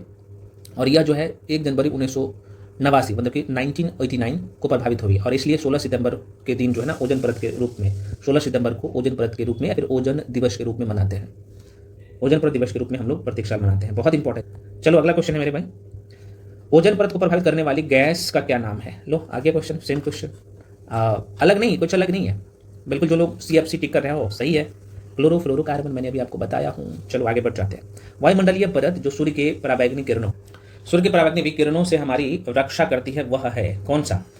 अब यहाँ पे बहुत अच्छा क्वेश्चन, और ये एक बार नहीं बल्कि कई बार क्वेश्चन पूछा गया। आंसर हो जाएगा ओजोन परत, ओजोन मंडल, है ना। देखो भाई, ओजोन मंडल की बात करूँ तो पृथ्वी के वायुमंडल की एक परत है ये, और यह मुख्यतः समताप मंडल से 10 किलोमीटर से लेके 50, दोबारा सुनिए, ओजोन मंडल की मैं बात कर लूँ ना तो समताप मंडल से 10, यहाँ से कितना 10 किलोमीटर से 50 किलोमीटर की दूरी पर पाई जाती है, ठीक है ना। और ओजोन परत को प्रभावित करने के लिए मुख्य रूप से क्लोरोफ्लोरोकार्बन गैस से जिम्मेदार है ना। प्रश्न पूछता है यहाँ से। अगला क्वेश्चन है आपके सामने, क्वेश्चन है कि सूर्य से आते हुए पराबैंगनी किरणों से हमें कौन बचाती है? तो अभी आपने देखा, अब ऑप्शन थोड़ा सा चेंज है। अब बताओ इसका आंसर क्या हो जाएगा? तो बिल्कुल यहाँ पे O3 हमें बचाती है। भाई देखो, सूर्य से आने वाली पराबैंगनी किरणों से O3, जिसे हम लोग ओजोन कहते हैं, वही बचाती है, ओजोन परत। ओजोन परत का निर्माण सूर्य से आने वाली अल्ट्रा वायलेट किरण की वजह से होता है। और जब पराबैंगनी किरणें समान ऑक्सीजन क्या है भाई? O2 है, आप सबको पता होना चाहिए। तो O2 के परमाणु पर गिरती है तो यह जो है ऑक्सीजन के दोनों परमाणुओं को अलग अलग कर देती है। और आपको मैं बता दूं, ऑक्सीजन के दूसरे अणु से मिलकर O3 का क्या करता है? निर्माण करते हैं। और प्रश्न पूछता है, और ओजोन के अणु अस्थायी होता है और यह जो है अल्ट्रा वायलेट किरण को सोख कर पुनः ऑक्सीजन के अणु और मुक्त ऑक्सीजन के परमाणु में बदल जाता है। तो ये प्रश्न पूछता है, माइंड में रखिएगा, O3, ठीक है। अगला चैप्टर है हम लोगों का, अगला चैप्टर का नाम ही है, आप यहाँ पे देख पा रहे हो, इसका नाम है हरित गृह प्रभाव या जलवायु परिवर्तन। प्रश्न भर भर के पूछता है यहाँ से भी, आइए देखते हैं। तो फ्रेंड्स, मैं ग्रीन हाउस प्रभाव जुड़ा है, वेरी वेरी इंपॉर्टेंट क्वेश्चन यहाँ से पूछता है। तो बिल्कुल जो लोग यहाँ पे टिक कर रहे हो, ए सही है, कार्बन डाइऑक्साइड से जुड़ा हुआ है ना। देखिए, ग्रीन हाउस प्रभाव एक जो ना प्राकृतिक प्रक्रिया है जिसके द्वारा क्या होता है कि किसी ग्रह या उपग्रह के वातावरण में मौजूद कुछ गैस तापमान की वृद्धि करने में मदद करती है। पूछता है क्वेश्चन, अगर स्टेटमेंट देके प्रश्न पूछा जाए तो ये पॉइंट थोड़ा सा ध्यान रखिएगा। और इन ग्रह मतलब कि इन ग्रीन हाउस गैसों में जो है ना जलवाष्प तथा कार्बन डाइऑक्साइड मुख्य होता है, तो ये पता होना चाहिए आपको। तो प्रश्न सीधा सा प्रश्न पूछा था, ग्रीन हाउस प्रभाव जुड़ा है तो कार्बन डाइऑक्साइड से। मैंने आपको बोला ना अभी कि ग्रीन हाउस गैस में जलवाष्प और कार्बन डाइऑक्साइड मुख्य होता है, ठीक है। तो ये दोनों लाइन पूछता है। देखो, ये क्वेश्चन ऑलरेडी पूछा गया है दरोगा के एग्जाम में। अगला क्वेश्चन है कि अम्लीय वर्षा निम्न में या फिर निम्न के ये ऑक्साइडों के कारण होती है, बहुत पूछता है, वेरी वेरी इंपॉर्टेंट। जो लोग यहाँ पे सल्फर और नाइट्रोजन टिक कर रहे हो, बिल्कुल सही टिक कर रहे हो। आंसर क्या होगा यहाँ पे फ्रेंड्स? तो आप कहेंगे सर सल्फर और नाइट्रोजन। देखिए, वायुमंडल में उपस्थित सल्फर और नाइट्रोजन के ऑक्साइड ये क्या होता है कि वर्षा जल में घुल जाता है और वर्षा जल को अम्लीय बना देता है। और जिसे हम लोग, आप सबको पता है कि अम्लीय वर्षा कहते हैं। तो अम्लीय वर्षा की समस्या नॉर्वे हो गया। प्रश्न पूछता है कि कौन कौन से देश इससे प्रभावित ज्यादा होता है, तो आप लोग को पता होना चाहिए कि नॉर्वे हो गया, कनाडा हो गया, जर्मनी हो गया, इंग्लैंड हो गया, अमेरिका हो गया, है ना। जहाँ पे औद्योगिक सबसे ज्यादा है, इंडस्ट्री एरिया सबसे ज्यादा है, उस क्षेत्र में अम्लीय वर्षा होता है ना। तो ध्यान रखिएगा। चलिए बढ़ते हैं अगले क्वेश्चन पे। नेक्स्ट क्वेश्चन आपके सामने है, जो कि आज हम लोग पूरा करेंगे, तो थोड़ा सा फास्ट में लेके जा रहा हूँ। नेक्स्ट क्वेश्चन है, हरित गृह प्रभाव के बारे में कौन सा कथन सही नहीं है? अब देखो, इस बार क्या बोल दिया है? सही नहीं है। तो जाहिर सी बात है, जो लोग आंसर ए टिक कर रहे हो, देखो ये सही नहीं है, बाकी सब सही है। देखो, पृथ्वी पर जीवन मतलब कि हरित गृह प्रभाव के कारण ही संभव है, जो कि ये बिल्कुल गलत है। बाकी ये सब सही है, आपको यहाँ पे दिखेगा, है ना। पहला दूसरा ऑप्शन में है कि हरित गृह प्रभाव एकक प्राकृतिक प्रक्रम है जो पृथ्वी ये तापमान को बनाए रखता है, बिल्कुल सही है। अगला यहाँ पे आप देख पा रहे हो, कह रहा है कि हरित गृह गैसों का जो है ज्यादा उत्सर्जन एक जो है क्या है प्राकृतिक प्रक्रम है, ये भी सही है। और अगला जो आप देख पा रहे हो, हरित गृह जो है गैसों का जो है वायुमंडल में ज्यादा उत्सर्जन पृथ्वी के तापमान को क्या करता है? बढ़ाता है। तो ये सब सही था, बाकी ये गलत था। तो आंसर पहला वाला ही क्या है? होगा सही, ठीक है। चलो, ये भी प्रश्न पूछा गया है। अगला क्वेश्चन आपके सामने क्वेश्चन है कि अम्लीय वर्षा के लिए निम्न में से कौन सी गैस आप देखो जिम्मेदार है? Very very important question. तो बताइए, हाँ, जो लोग आंसर डी टिक कर रहे हो, मैंने अभी आपको बोला ना, ये सल्फर डाइऑक्साइड हो जाएगा, ठीक है। तो अम्लीय वर्षा प्राकृतिक रूप से अम्लीय होता है। अम्लीय वर्षा प्राकृतिक रूप से क्या होगा? अम्लीय होगा। और इसका कारण यह है कि पृथ्वी के वायुमंडल में क्या होगा? सल्फर डाइऑक्साइड और नाइट्रोजन डाइऑक्साइड जल के साथ क्रिया करके नाइट्रिक अम्ल और गंधक का तेजाब बन जाता है, जिसे हम लोग क्या कहते हैं? अम्ल वर्षा कहते हैं। अच्छा, एक चीज और यहाँ पे ध्यान रखना आपको, अम्ल वर्षा दो प्रकार से आते हैं। पहला आप सबको मैं बता दूं, ये प्रश्न पूछता है SO2, है ना। और दूसरा जो है ना NO2। वे प्रारंभिक रूप से जो है कारखाने की चिमनियों, बसों, स्वचालित वाहनों के जलाने से क्या करता है? ये उत्पन्न होता है ना, मतलब कि उत्सर्जित होकर वायुमंडल में मिल जाते हैं, और यही कारण होता है अम्लीय वर्षा का। ठीक है। तो भारत में भी अम्लीय वर्षा किस क्षेत्र में होगा? जिस क्षेत्र में इंडस्ट्री होगी, है ना, ये जहाँ पे वाहन ज़्यादा चलेंगे। तो प्रश्न पूछ लेता है, ध्यान रखना। आगे बढ़ जाता है, ये भी प्रश्न पूछा गया है, तो गलती मत करिएगा, क्वेश्चन आना ही है, कंफर्म है। और जो बता रहा हूँ ये सीरीज पूरा कर लो, मैं कह रहा हूँ ना, आप दूसरे से बेहतर हो गए। अगला क्वेश्चन है फ्रेंड्स कि क्योटो प्रोटोकॉल किससे संबंधित है? बताओ। हाँ, जो लोग आंसर टिक कर रहे हो, बी बिल्कुल सही है ना। ये ग्लोबल वार्मिंग से, देखो ये करंट अफेयर्स में मैं क्वेश्चन करवा दिया था, ऑलरेडी प्रश्न पूछा गया। तो क्योटो प्रोटोकॉल जैसे UNFCCC से जुड़ा एक जो अंतर्राष्ट्रीय समझौता है, आपको मैं बता चुका हूँ पहले भी। तो यह प्रोटोकॉल जापान के क्योटो में कब, तो ये प्रश्न पूछता है, थोड़ा सा महीने में ध्यान रखिएगा। जापान के क्योटो में 1997 ईस्वी में इसे अपनाया गया था, और 2005 ईस्वी से प्रभाव में ये आया था, है ना। तो बस इतना ध्यान रखना, ये क्योटो प्रोटोकॉल है ना, ये ग्लोबल वार्मिंग से संबंधित है। करंट अफेयर्स में डिटेल में और मैं डिस्कस कर चुका हूँ, ठीक है। चलो आगे बढ़ जाए, अगला क्वेश्चन है। और देखो ये जो ऑलरेडी बुकलेट दिया हूँ ना, लास्ट में इसका एक्सप्लेनेशन बहुत अच्छे से मैं कर दिया हूँ। तो ऑलरेडी मैं बुकलेट दे दिया हूँ, उसका प्रिंट आउट करवा लेना सभी लोग, और मल्टीपल टाइम रिवीजन कर लेना। इन्वायरमेंट का क्वेश्चन कभी गलत नहीं होगा, है ना। अगला प्रश्न है, ग्रीन हाउस प्रभाव निम्न में से किससे संबंधित है? बताओ। तो बस हो गया, काम खत्म। तो आप कहेंगे सर ग्लोबल वार्मिंग से, देखो क्वेश्चन घुमा के पूछ दिया। तो प्रश्न पूछता है यहाँ से, तो ग्रीन हाउस प्रभाव एक, मैंने आपको बोला ना कि ये क्या है, प्राकृतिक प्रक्रिया है, जिसके द्वारा क्या होगा, वातावरण में मौजूद कुछ गैसों वातावरण के तापमान के अपेक्षाकृत अधिक बढ़ जाती है, जिसे हम लोग क्या कहते हैं, ग्रीन हाउस प्रभाव या ग्लोबल वार्मिंग कहते हैं। तो घुमा फिरा के प्रश्न पूछा जाता है, ग्रीन हाउस गैस में कार्बन डाइऑक्साइड, जलवाष्प, मीथेन आदि शामिल होता है। तो कई बार पूछे थे कि इनमें से कौन इसमें शामिल नहीं है। तो फ्रेंड्स मैं बार बार कह रहा हूँ, इस पर ये जो बुकलेट है प्रिंट आउट करवा लिए होंगे, मैं उम्मीद करता हूँ। इसका जो एक्सप्लेनेशन लास्ट में दिया हूँ यार, मल्टीपल टाइम रिवीजन कर लेना, क्वेश्चन नहीं छूटेगा आज के बाद, कोई भी सेक्शन हो। अगला क्वेश्चन है, मुख्यतः निम्न गैस ग्लोबल वार्मिंग के लिए जिम्मेदार है। देखो आगे क्वेश्चन, कौन कौन से गैस इसमें जिम्मेदार होंगे ग्लोबल वार्मिंग के लिए? तो बिल्कुल यहाँ पे जो ऑप्शन है तो कार्बन डाइऑक्साइड है ना। अब यहाँ से प्रश्न पूछता है, ध्यान रखिएगा, तो ग्लोबल वार्मिंग या वैश्विक तापमान कई बार देगा, ये शब्द कई बार ग्लोबल वार्मिंग नहीं देके वैश्विक तापमान देगा, है ना। तो ग्लोबल वार्मिंग बोले या वैश्विक तापमान बोले, तो ये पृथ्वी के तापमान में वृद्धि और उसके कारण मौसम में होने वाले परिवर्तन है, ये आपको मैं बता चुका हूँ अभी कुछ देर पहले, है ना। और इसका कारण ग्रीन हाउस गैस है, जिनमें प्रमुख रूप से जलवाष्प, ध्यान रखना यहाँ पे लिख ही देता हूँ, क्या है भाई, मुख्य रूप से जो है ना जलवाष्प, ठीक। उसके बाद कार्बन डाइऑक्साइड, बस मैं शॉर्ट फॉर्म में लिख देता हूँ, कार्बन डाइऑक्साइड हो गया आप लोग का। ओजोन क्षरण, ये भी ध्यान रखिएगा, है ना, ओजोन क्षरण आदि इसमें है। मुख्य रूप से कार्बन डाइऑक्साइड ग्लोबल वार्मिंग के लिए सर्वाधिक जिम्मेदार है। सबसे ज्यादा कौन है? तो कार्बन डाइऑक्साइड ये सर्वाधिक जिम्मेदार है, ध्यान रखना, ग्लोबल वार्मिंग के लिए। अगला क्वेश्चन है भाई, निम्न में से कौन सी एक महत्वपूर्ण हरित गृह गैस है? अब ये क्वेश्चन आप गलत नहीं करेंगे और मैं करने भी नहीं दूंगा एग्जाम में, मैं इसलिए मैं तो कह रहा हूँ, ये कई बार एग्जाम में प्रश्न पूछा गया अलग अलग बिहार के एग्जाम में। इन्वायरमेंट से देखो कितना क्वेश्चन आता है, तो बिल्कुल यहाँ पे आंसर क्या होगा, कार्बन डाइऑक्साइड ही होगा, है ना। ग्रीन हाउस प्रभाव या हरित गृह प्रभाव एक प्राकृतिक प्रक्रिया है, अभी मैं आपको बोला हूं ना, जिसके अंतर्गत आने वाली गैस से वातावरण के ताप में वृद्धि कर देती है। वातावरण, है ना, वातावरण के तापमान में क्या कर देगा, वृद्धि कर देगा। और इन ग्रीन गैस में कार्बन डाइऑक्साइड, जलवाष्प, मीथेन, ध्यान रखना, कार्बन डाइऑक्साइड, जलवाष्प, मीथेन आदि शामिल है। तो विश्व में सर्वाधिक ग्रीन हाउस गैस का उत्पादन कहाँ पे होता है? तो ये भी ध्यान रखना, चीन द्वारा किया जाता है, चीन द्वारा। और भारत इसके उत्पादन में कौन से स्थान पे है? तो ये भी पूछ लेता है ग्रीन हाउस गैस में, तो चौथे नंबर पे है। प्रथम नंबर पे कौन है? तो भाई चीन है। तो इसलिए मैं बोला कि एक्सप्लेनेशन देखिए जो करवा रहा हूँ। अगला क्वेश्चन है, क्योटो प्रोटोकॉल का उद्देश्य, अभी मैं बोला हूँ किससे होगा, तो ग्लोबल वार्मिंग से होगा। अगर क्वेश्चन पूछा जाए इस तरीके से तो, लेकिन क्वेश्चन पूछा है कि क्योटो प्रोटोकॉल का उद्देश्य निम्न में से किसकी मात्रा कम करना है? तो किसकी मात्रा कम करेगा? ऑप्शन में है, देख लो भाई। तो आप कहेंगे सर आपने बोला ना कि ग्रीन हाउस गैस को कम करना, देख रहे हैं ना भाई, तो क्वेश्चन अलग से नहीं आता है। तो देखो, तापमान नियंत्रण के संबंध में दिसंबर 1997 में, मैंने बोला ना अभी तो, दिसंबर 1900, ये डेट भी ध्यान रखना, दिसंबर, अभी ये चर्चा में है तो पूछेगा, कंफर्म है क्वेश्चन।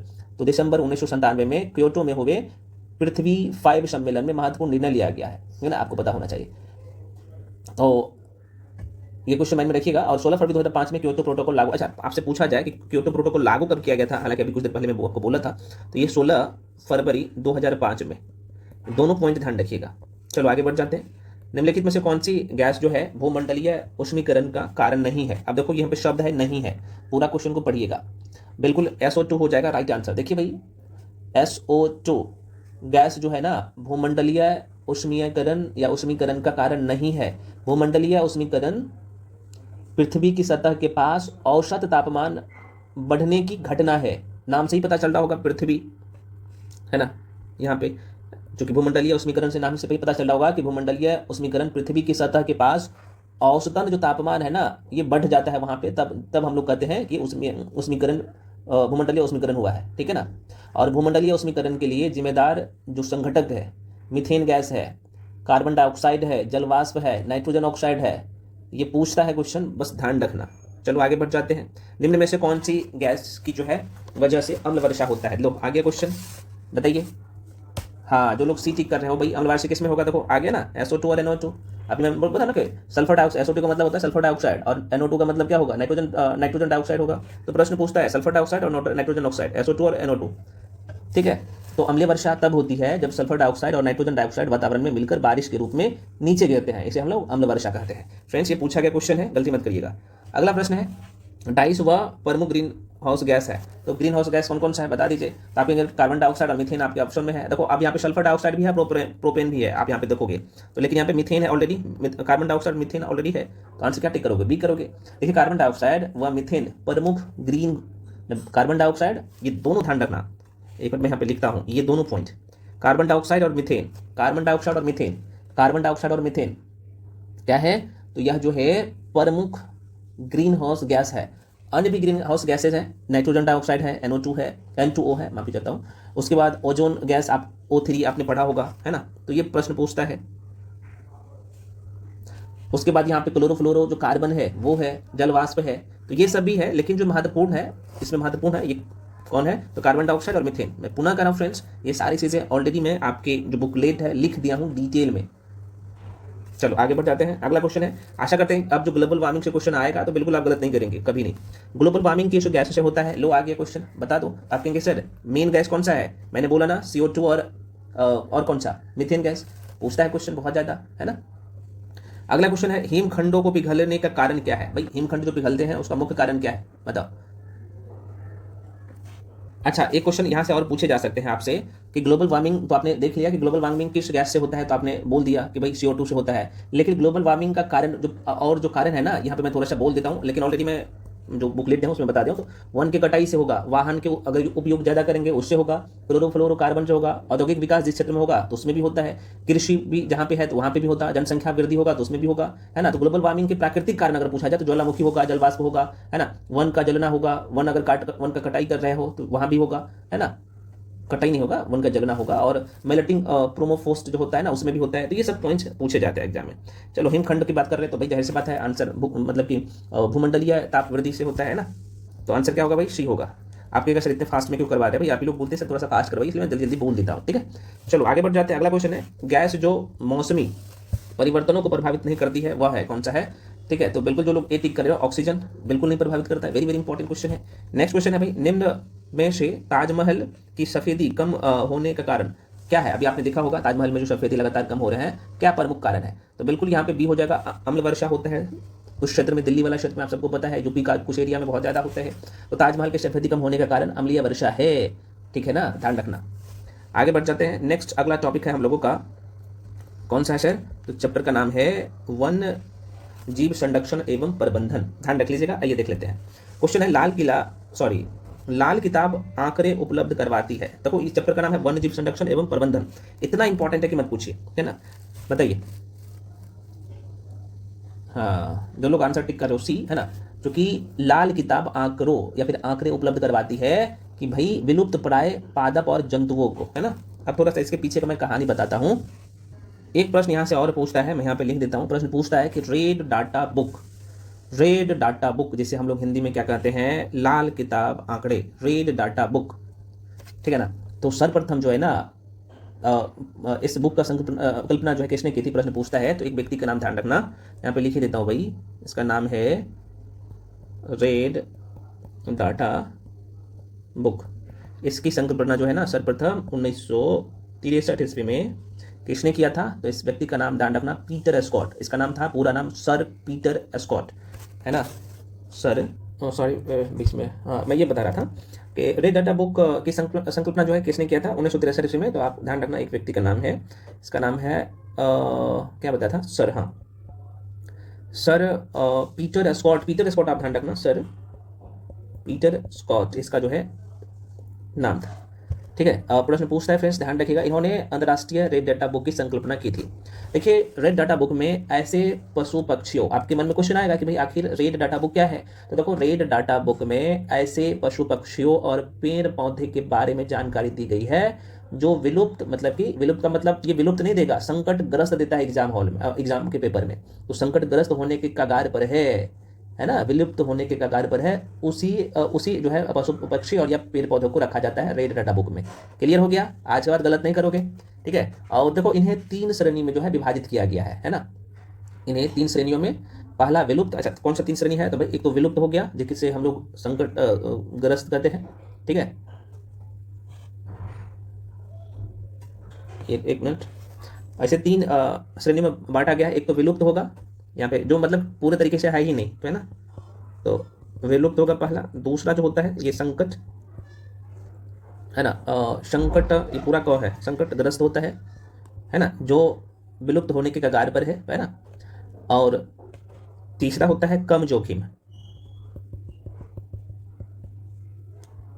कम जोखिम। इसे 3 श्रेणी में विभाजित किया गया, प्रश्न खूब पूछता है, ठीक है ना, तो ध्यान रखिएगा। एक क्वेश्चन और पूछे जा सकते हैं कि बता दो कि रेड डाटा बुक का जो है विश्व में प्रथम बार जो प्रकाशन हुआ था, अगर प्रथम बार पूछा जाए, संकल्पना प्रथम बार ये किया था पीटर स्कॉट ने 1963 में, लेकिन प्रकाशन जो किया गया था एक कमिटी था, है ना, जिसका नाम था IUCN, यहाँ पे लिख देता हूँ, IUCN, जरूर नाम सुना होगा, IUCN, joint natural conservation committee, है ना। इन्होंने क्या किया था, इस बुक को, रेड डाटा बुक को प्रथम बार जो प्रकाशन किया था 1964 ईस्वी में। बस इतना काम, इतना चीज ध्यान रखिएगा, काम हो जाएगा, है ना। चलो आगे बढ़ जाते हैं। अगला क्वेश्चन है आपके सामने, क्वेश्चन है मेरे भाई, न्यूजीलैंड का कौन सा पक्षी विलुप्त है ना। अब वो उस समय जो न्यूज में था, जो कि ये बिहार पुलिस दरोगा में पूछा गया था, आप देख सकते हो, है ना, यहाँ पे, तो बिल्कुल यहाँ पे सी हो जाएगा, महुआ हो जाएगा, ठीक है ना। नेक्स्ट क्वेश्चन है, भारत में जो है वन नीति 1952 का संशोधन कब किया गया था। बहुत अच्छा क्वेश्चन है, और ऐसे क्वेश्चन स्टार्टिंग जीके में पूछता है, तो बिल्कुल जो लोग 1988 टिक किए हो बिल्कुल सही है, और ये भी ऑलरेडी दरोगा के एग्जाम में पूछा गया है, ठीक है ना। तो देखो भारत में सबसे पहले 1894 ईस्वी में, कब, 1894 ईस्वी में वन नीति का निर्माण हुआ, जिसको 1952 में, कब, तो 1952 ईस्वी में, 1952 तथा 1988, ध्यान रखिएगा, 1952 व 1988 ईस्वी में संशोधन किया गया, है ना। और 1988 ईस्वी की संशोधन नीति वनों की सुरक्षा, संरक्षण तथा विकास पर जोर देता है। तो प्रश्न पूछता है, ये वाला 1988 वाला पूछता है, तो पूछेगा अगला क्वेश्चन, ये पूछा जा सकता है आपसे कि भाई कौन सा वन नीति वनों को सुरक्षा, संरक्षण और विकास पर जोर देता है। तो ध्यान रखना 1952 भी देगा, तो 1952 मत टिक करना, 1988 वाला टिक करना, वेरी वेरी इंपॉर्टेंट है। आगे बढ़ जाते हैं, अगला क्वेश्चन, और ये चीजें हर कोई नहीं बताएगा। प्रश्न है, इनमें से कौन सी विधि जो है परोक्ष पादप संरक्षण की विधि नहीं है, ठीक है, नहीं है पूछ रहा है। तो बिल्कुल जो लोग आंसर टिक किए हैं, सी इज द राइट आंसर, सही है फ्रेंड्स, सी हो जाएगा, जीन बैंक राइट आंसर हो जाएगा, जीन बैंक, ठीक है। चिपको आंदोलन संबंधित था किससे भाई, लो आ गया, बहुत पूछता है क्वेश्चन, भर भर के पूछता है, बिल्कुल ये वृक्षों के जंगल में काटने को या फिर काटने से रोकने, है ना, वृक्षों के जंगल में काटने को रोकने से है, ठीक है। अब यहां से क्वेश्चन और क्या बन सकता है, आपके पेपर में प्रश्न बन सकता है कि चिपको आंदोलन किससे संबंधित है, तो ये तो भाई आपने बना लिया। और यह आंदोलन किस क्षेत्र में हुआ था, तो देखो भाई ये उत्तराखंड में हुआ था, उत्तराखंड में। तो यह आंदोलन वर्ष कब, 1976 में, 76 ईस्वी में, 1976 ईस्वी में उत्तराखंड के चमोली जिला, अभी प्रेजेंट टाइम में उत्तर प्रदेश में आ जाता है, तो वहीं पे शुरू हुआ था। सॉरी, उस समय माफी चाहता हूँ, अभी तो उत्तराखंड में है चमोली, लेकिन उस समय जब 1976 में चिपको आंदोलन हुआ था, तो उत्तराखंड उत्तर प्रदेश का हिस्सा हुआ करता था, आप सबको पता ही होना चाहिए, है ना। तो वहां पे हुआ ये था कि लकड़ी के ठेकेदार ने पेड़ को काटना शुरू किया, पेड़ का काटना शुरू किया, लकड़ी बेचने वाले जो ठेकेदार होते हैं ना, तो जंगल को जाहिर सी बात है काटना शुरू करेगा, तो पेड़ कटेगा। तो एक व्यक्ति का नाम आपने जरूर सुना होगा, उस व्यक्ति का नाम था चंडी प्रसाद भट्ट, और दूसरा व्यक्ति का नाम था सुंदरलाल बहुगुन्ना। तो सुंदरलाल बहुगुन्ना को तो सब जानता है, लेकिन चंडी प्रसाद भट्ट ऑप्शन में देता है तो आप परेशान हो जाते हो, तो दोनों व्यक्ति था।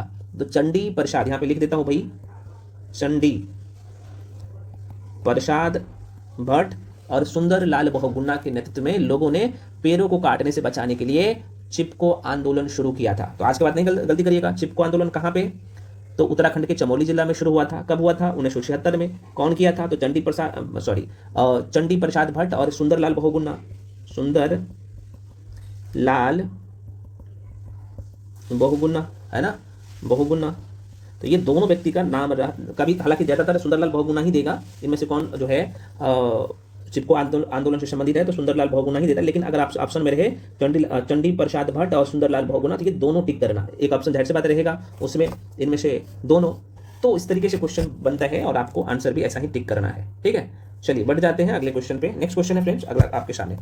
देखो PYQ मैं जो करवा रहा हूँ टॉपिक वाइज, भाई एक ही मोटिव है कि आपका पूरा टॉपिक कवर हो जाए, और करवा भी रहा हूँ, है ना। आप देख सकते हो क्वेश्चन कहाँ से बन सकता है, अगला क्वेश्चन इस टॉपिक से ही आएगा, उसके बाहर तो क्वेश्चन जाना नहीं है ना। अगला प्रश्न है, भारत में वन्यजीव संरक्षण अधिनियम जिस वर्ष लागू किया गया है वह है। लो आ गया क्वेश्चन, बताइए।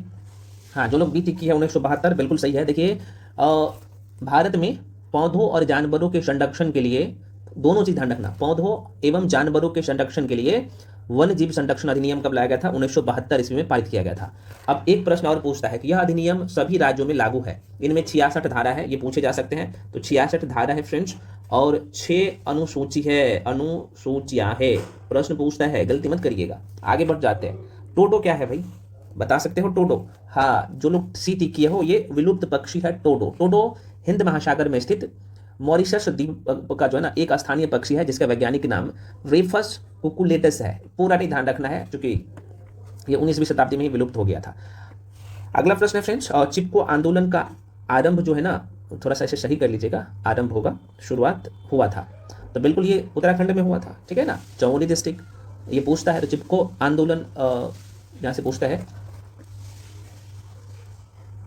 उत्तर प्रदेश के चमोली में उस समय था, लेकिन अभी प्रेजेंट टाइम में उत्तराखंड उसमें चला गया है ना। और सुंदरलाल बहुगुणा और भट्ट साहब को तो आप जानते ही हैं, अभी मैं आपको बता दिया हूँ।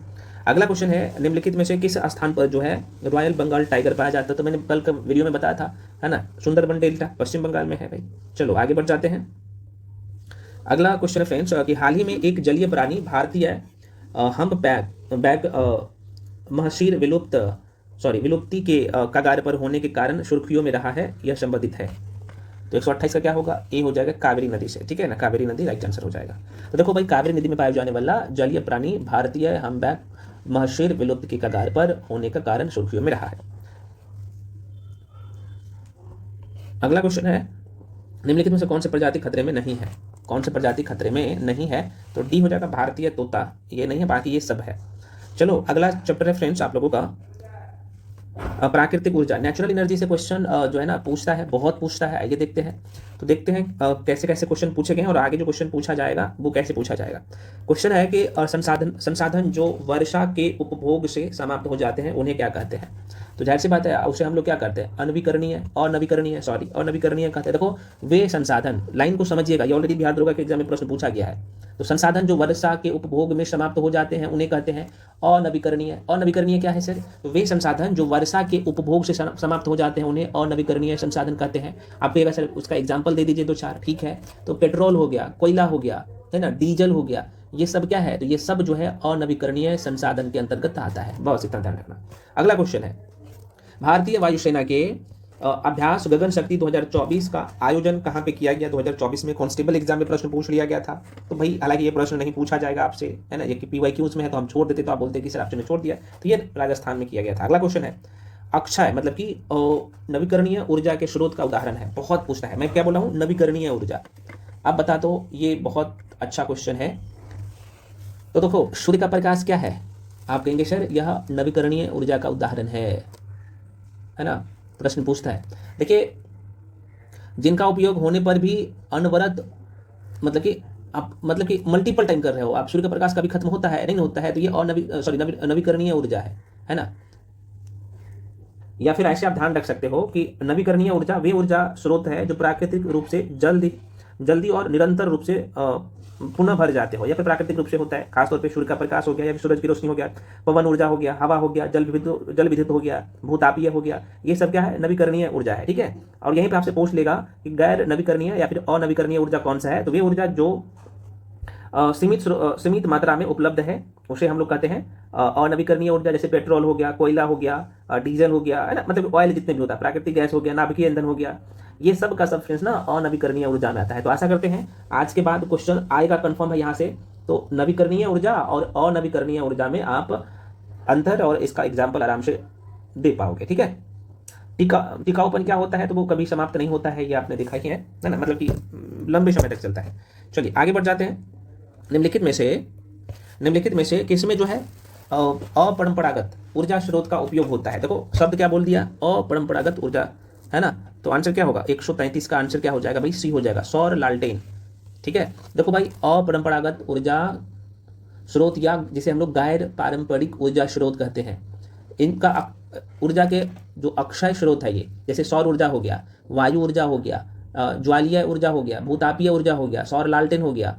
ठीक है, मिट्टी का तेल लैंप, मोमबत्ती और टॉर्च ये परंपरागत ऊर्जा में आता है, अपरंपरागत में नहीं आता है। ठीक है ना, तो गलती मत करिएगा, सौर लालटेन इसका राइट आंसर हो जाएगा। अगला क्वेश्चन है भाई, अनवीकरणीय ऊर्जा का स्रोत है, तो अब नवीकरणीय ऊर्जा और अनवीकरणीय ऊर्जा तो आपने समझ लिया, अभी मैं आपको बता दिया हूं, तो आंसर आप दे दीजिएगा आराम से। कौन सा होगा भाई, पहला हो जाएगा, अनवीकरणीय है, ये प्राकृतिक रूप से नहीं पाया जाता है भाई, आपको पता होना चाहिए। ठीक है, तो गलती मत करिएगा। तो कोयला अनवीकरणीय ऊर्जा के स्रोत है, अनवीकरणीय या देखो कई बार अनवीकरणीय देगा या फिर गैर नवीकरणीय देगा।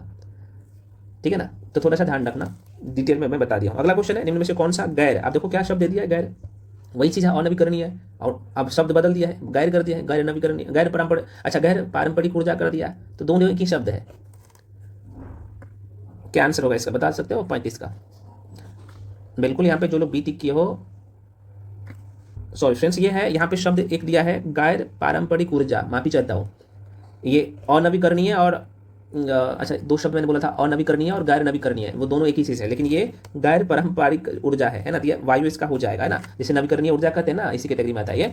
तो ऊर्जा के वे स्रोत जो जीवाश्म ईंधन व नाभिक ईंधनों पर आधारित नहीं होते हैं, वे ऊर्जा को जो है हम लोग क्या कहते हैं, तो गैर परंपरागत स्रोत कहलाते हैं, ऊर्जा स्रोत कहते हैं, जिसमें पवन ऊर्जा हो गया, सौर ऊर्जा हो गया, इसमें आता है, कोयला, पेट्रोल, तेल आदि परंपरागत ऊर्जा में आता है, तो ये गैर परंपरागत है, मतलब कि नवीकरणीय ऊर्जा का बात कर रहा है, ये नवीकरणीय ऊर्जा का बात कर रहा है। ठीक है, तो देखो शब्द थोड़ा सा उटपटांग है, आपको लगेगा कि ये अनवीकरणीय ऊर्जा के बारे में बात कर रहा है, नहीं, ये गैर नवीकरणीय है, मतलब कि गैर पारंपरिक ऊर्जा है, मतलब कि नवीकरणीय ऊर्जा के बारे में बात कर रहा है, नवीकरणीय ऊर्जा है ये।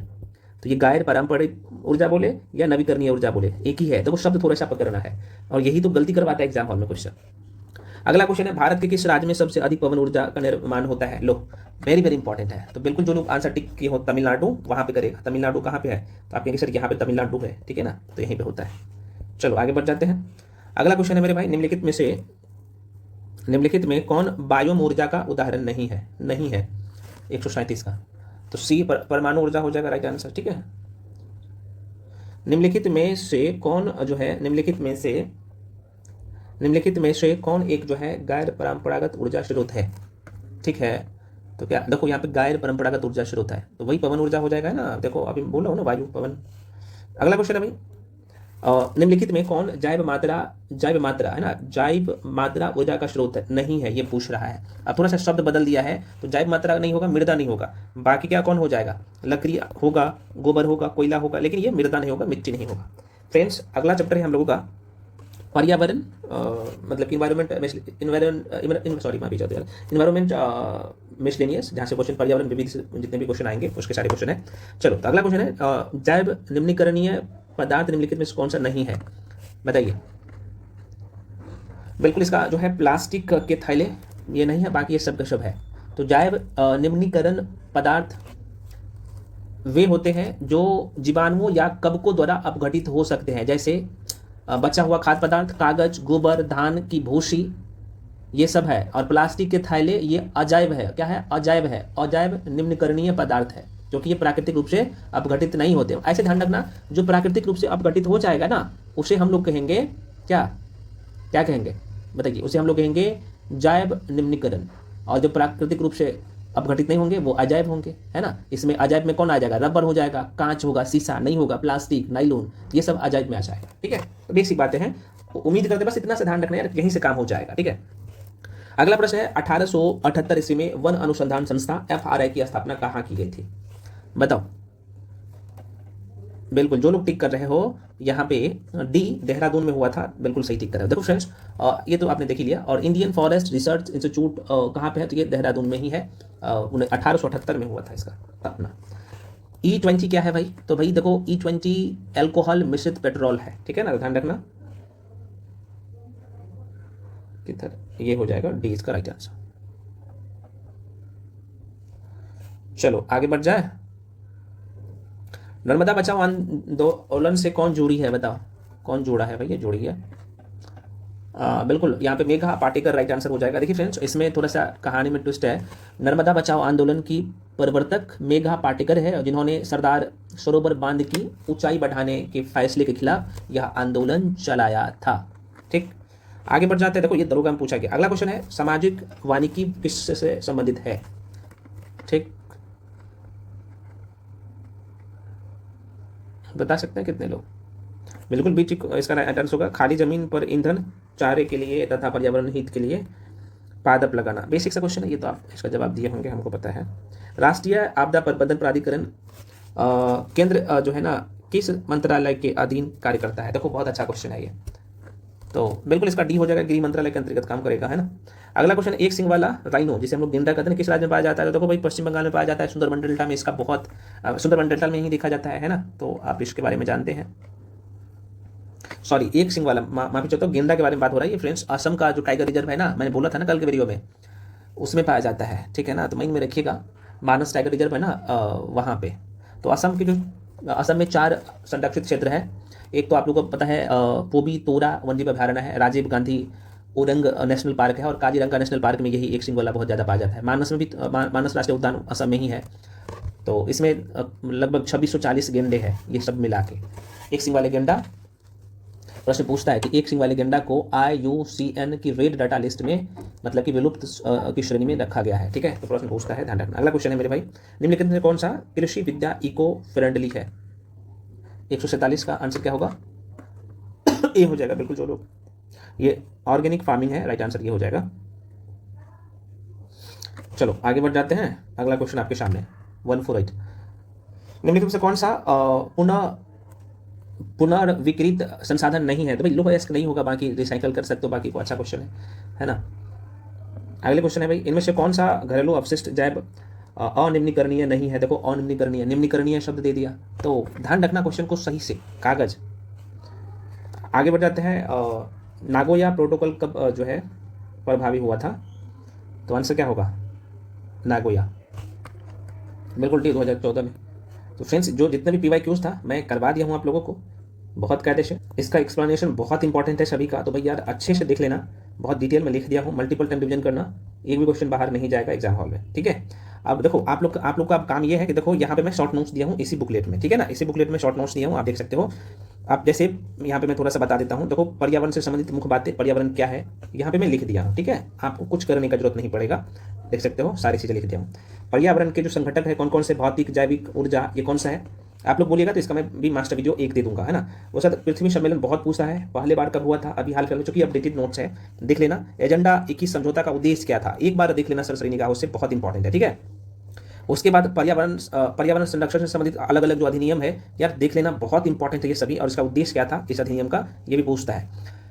पर्यावरण संरक्षण अधिनियम 1986, यहाँ पे आप देख सकते हो 1986 से बहुत प्रश्न पूछता है, और ये वेरी वेरी इंपॉर्टेंट है, देख सकते हो यहाँ पे ऑलरेडी कर दिया हूँ, इसका आर्टिकल भी ध्यान में रख लेना।